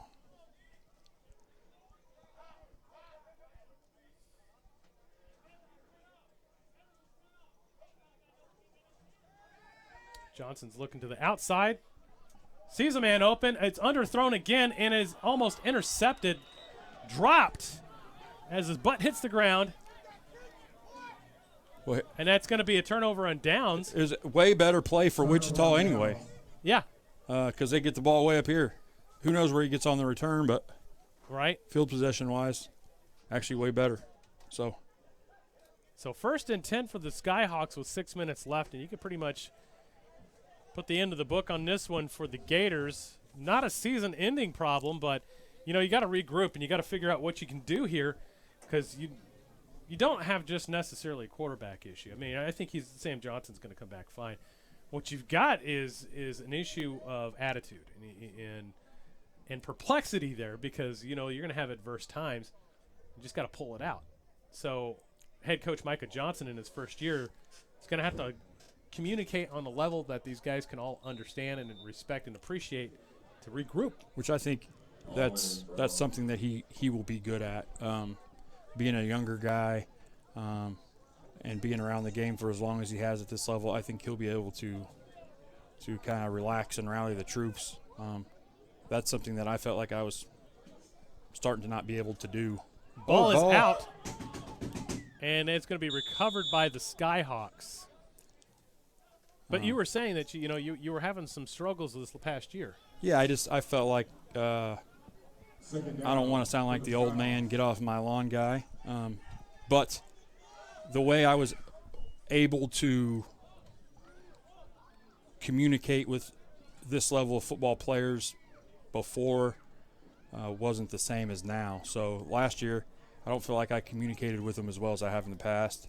And I think that caused some of our problems, even though we had a great year and lost at the very end of a championship game from a championship, So it's not like we were terrible or anything, but I think if I could have communicated better, we wouldn't have been in that situation in the championship game. So, you think the fact that maybe everybody got too comfortable with each other, you think that might have played a part? Definitely, there was definitely some complacency on our end. And then there's that whole hour delay to start the game with the weather. And they're going to tackle him inside inbounds, which means that the clock is going to continue to run. We're under 5 minutes. Yeah, which, like I said, which got in our heads even more. And, Joplin wanted to beat us, not only because it was a championship game, but because Joplin wanted to beat us. Because we had beaten them twice that year in the regular season, and so they had we didn't have the attitude like, we needed to beat Joplin, like they had the attitude they needed to beat us. Yeah, that was they had a chip on their shoulder. Definitely. And we had some bye weeks where we tried to practice leading up to that game, and practice participation was terrible. And we kind of pride ourselves on being more prepared than other people, which is one of the reasons we have some success. And we definitely were not more prepared. We're not more prepared than the Joplin in that championship game. So. Well, I know Joplin also regrouped. They have a quarterback there that hasn't been able to play, and I'm afraid to see him, because if he does come in and able to play, I think he had the potential to actually be the #1 quarterback this year. I mean, this guy came from Iowa State. Yeah. So that was all the rumblings prior to the season, is that Kendall was going to struggle keeping his spot up there because of this guy coming in, and then lo and behold, week 1, Kendall starting. So I don't know what happened up there or why he's not playing or whatever. Joshua Park I think he had either fractured or broke his non-throwing hand.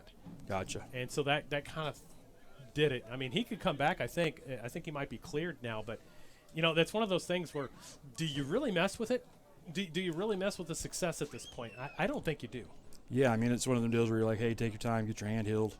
Yeah. We'll go at this again next year type deal. Right, right. And Kendall's doing a knockout job. I mean, they did lose to the Bears, but, man, it wasn't under anything he had done.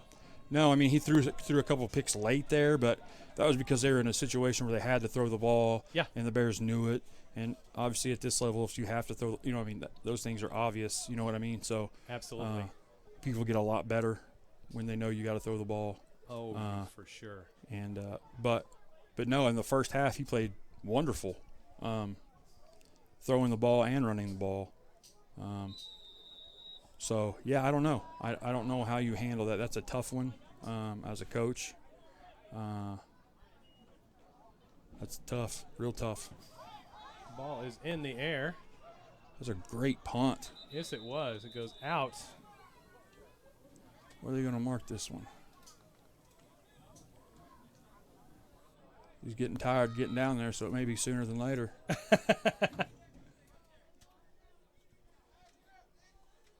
Where are you going? Holy moly. Down to the 12? Well, at the end of the first quarter, we got some more scores here from the CMFL. End of the first quarter, it's all tied up at 6. Eagles and Vipers. Now, the Eagles, I picked the Vipers to win at home by 3. And I like picking the home teams because the reason being is that you never know who's going to travel well. Absolutely. It's tough to tell and gauge here in semi-pro. So if it's a close one, I'm always picking the home team by 3. Now, today, my picks might be out the door. So this one's done for sure. We know that. We know that the Warcats game was down, so I'm down 2. I could be down 3 if the Eagles pull this one off. And if they do, that means that's a contention win, which puts them in the top 5 for sure, probably in that 3rd or 4th spot. Yeah, well, they're undefeated. And have now, if they beat them, they will have now beaten, a couple decent teams on their way to being undefeated. So, I'd say it's pretty obvious there. So we'll find out. There's this panel of 7 of us that makes the rankings. And it's not just up to me. And there we go. That should be a DPI, but it's not. It is. Back judge here. Back judge through it. There we go. Good call. No, number 14, Caleb Stacy, did a great job there fighting backwards to the ball for like a back shoulder fade type thing, but they just didn't let him do it, which is what constituted the PI. And there it is. So spot foul, first down for the Gators, who you got to get some points. I mean, you got to keep it somewhat respectable at this point, I would think. Chris, I'm going to have to look back at the history of this a little bit. I don't know if the Gators have ever been shut out. Well, unfortunately, we haven't had accurate record keeping since 2016 in the nation, and that was in the 4-state football league, which I don't know. We have to go back, and that might be a chore just to find those scores. But we might have to look. You're right. Yeah, I don't. If so, I don't know when. Well, let's see. Hold on. Did they lose against the Bears? We have lost against the Bears, but we've never been shut out against the Bears. And what was the score this year? This year it was like 10-6 or something like I that. think it was. It was 10-6. So yeah, it wasn't then. You might be right. Yeah.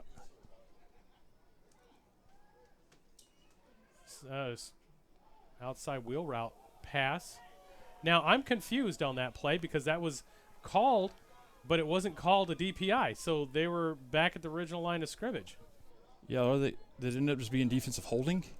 It's what it looks like. That doesn't make any sense. Defensive holding would have been within 5 yards. I'm Chris. convinced that they don't know what they're doing. Yeah. I don't get it. And this is the crew that the Gators have had for a while now, so. Yeah, I'm really confused. So are they, apparently. So we're under 2:30, getting close to the 2-minute warning. Johnson's back again, finds a man open.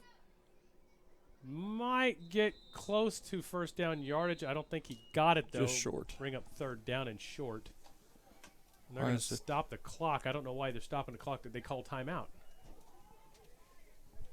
Do you see any indication of a timeout?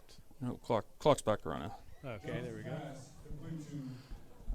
Which we all know the 2-minute warning doesn't matter, as it did in the first half. Here we go. I think he's going to get it this time. There we go. He got it. 2-minute warning. We'll be right back, folks. 21-0 here in the swamp. Swampy for the Gators, unfortunately. We'll be right back. You're watching Semi-Pro Saturday on the Southern Sports Network.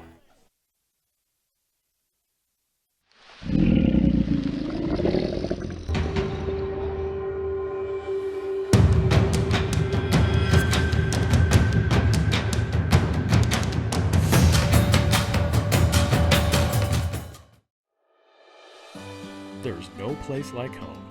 Whether you live in Oklahoma, Arkansas, or Missouri, Realty Mart USA is your go-to real estate company for residential, commercial, agricultural, or land. We believe in strong connected communities and sponsor local events. Realty Mart USA, supporting our communities, supporting our future.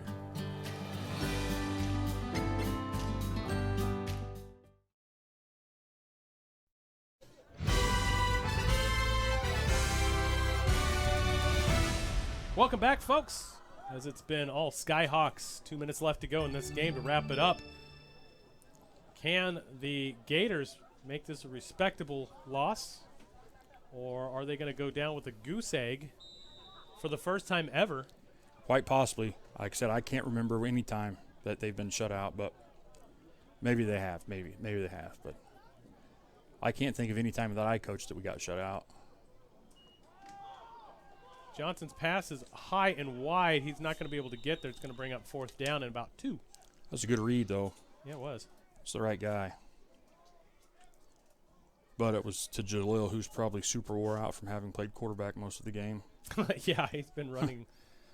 He's definitely been running today. He ran for his life. Uh-huh. Today's game is brought to you in part by TNG Power Sports out of Claremore, Oklahoma. TNG's got all sorts of cool stuff, from generators, saws, Ferris tractors, mowers, weed eaters, you name it. Anything that's power sports related. And they get sometimes some really cool fun toys like little go-karts and motorcycles and such. Johnson's pass on fourth down is incomplete and intercepted. It's going to be a pick six. Da-da-da-da-da. Skyhawks. Wichita touchdown again. That read was read like an open book. Yeah, that was a great job by that kid jumping the ball. What number was it? Number 10 there? Or 13? I can't remember. I think it was number 10 because it was on the inside. He got the Yeah, popper. fantastic job. And there he goes. And this has been a blowout brought to you by Pampers. And the Skyhawks definitely jubilant as they're going to give the Gators a mountain-size blowout goose egg for the first time ever. Yeah, that was not good. From the Gator standpoint, not good. Great job by the Wichita kid, though. He broke on the ball and did a fantastic job. Read it well, played it well, executed well. So kudos to him. For sure. So Coach Darrell Nave has definitely got to be happy with the effort from his squad, as he's going to be moving into the 3-1 spot, shutting out the Gators for the first time ever. It is 28-0. Wichita scores 14 in the first and 14 in the fourth. Way to finish strong. Yeah.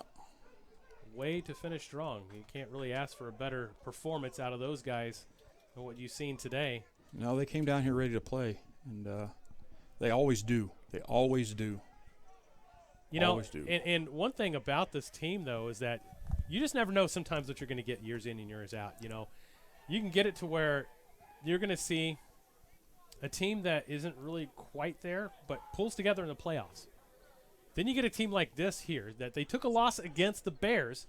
In a close game. In a close game in Oklahoma City. Yes. And they could have won that game, honestly. They could have. This team is deadly. And anybody out there is watching that in the league right now, need to take note of this because they're only going to get better as the year goes on. They are, absolutely. Their defense is very sound, as always, and Stewart is playing fantastic at quarterback. He played amazing today with his feet and his arm, so he's hard to defend for sure. And that ball is going to be brought out to about the 24-yard line. First and 10 for the Gators with a $1:33 left to go in this game. We'll get to end this one here soon. They might not even have to turn the lights on.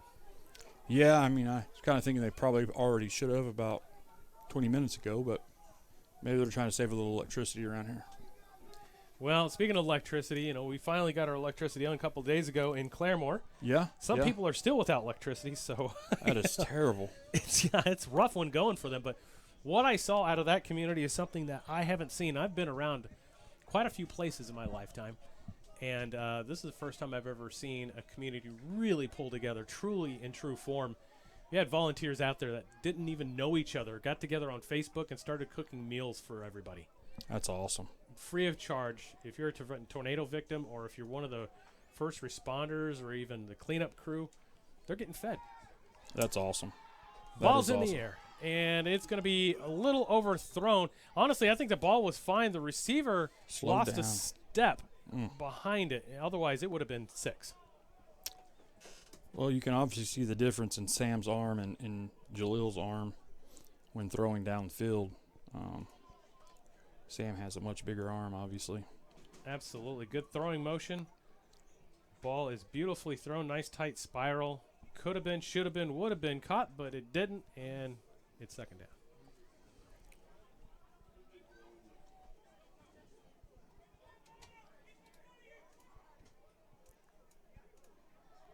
So join us next week. We're going to be in Northwest Arkansas with the Generals hosting the Battle of Highway 49, Interstate 49, as the Joplin Crusaders are going to visit the Generals for their matchup. It used to be a really great matchup, actually, back in the day when they were the Battle. Oh, yeah. I've taken place in that game a few times on the Joplin side, as I actually played for the Joplin one year. And oh, hold on, timeout. The clock should be stopped because the ball was turned over, it looked like. Or all right, well, I don't know. It looked like the change of possession. It almost looked like the official had said that there's change of possession and it's going to the Skyhawks, but I don't know. How would there be a change of possession? Did I don't know. It or something? The indication looked like it.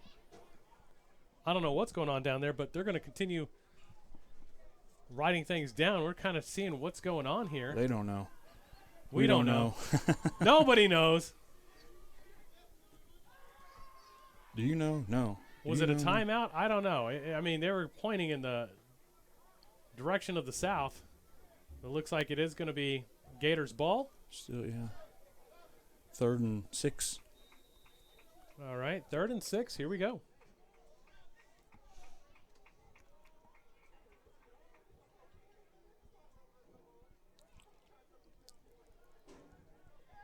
Ball's in the air. High floater ball. Out of bounds.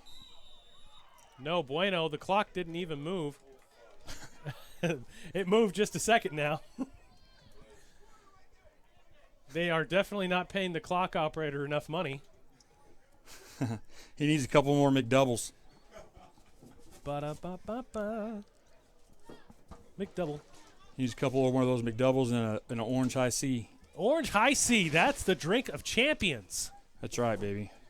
Except for it has yellow 5 and a whole bunch of other stuff. That's what makes it so good. Because it's so wrong. It's so bad. It's so bad. It's so bad, but it tastes so good. So 48.1 seconds left to go in this game before we call it a week. Join us here on Thursday for Thirsty Thursday on the Semi-Pro Saturday show brought to you by the Southern Sports Network.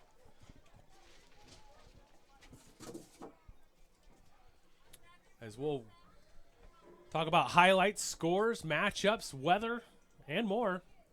Join us then as we're going to have bad play, poor execution, turnover on downs now with 40.4 seconds left to go. They tried to hit the old hitch and pitch, didn't they? The old hook and ladder. The old hitch and pitch. Well, there was pitch, but no hitch. That is correct. I almost had that backwards. We got everything executed but the last part. Which, honestly, I don't think I've ever seen the Gators kind of like this before. I mean, they're not really there mentally. No, they today this was not a good day for them. I don't know why. It looks like they're just going to run out the clock and call it good, but they struggled today for a little bit, and there's no telling why, but I'm sure they'll get it fixed and get going. Well, that's your final score, folks. Wichita comes in this one. Blowout victory against the hometown Tulsa Gators. Gary, tell me a little bit about, before we wrap this one up, what do you do in this situation if you're Coach Micah Robertson? Got to rally the troops. You got to let them know that how to handle adversity a little bit better and tell them that, you know, obviously just reassure them that they're still capable of winning ball games. It's evident they've done it before. This is very uncharacteristic of any Gator team at any point in the organization, and they'll get it righted. I have no doubt Micah will, and the players will respond correctly, and we'll get it righted, and I'm sure the Gators will be just fine along down the stretch. So they just got to keep grinding and not let adversity hit them in the mouth so hard. Well, there's definitely going to be a shakeup in the polls. Coach Darrell Nave is going to be jubilant today, as he should. It's going to be a great time for him as we're going to see what's going to happen in the rankings and in the standings this week. I'm Chris Dodson, joined here in the booth with the legendary coach Gary Joyce. Join us next week as we're going to be in the Northwest Arkansas Generals Joplin, Missouri game. Join us then, folks. Have a good night.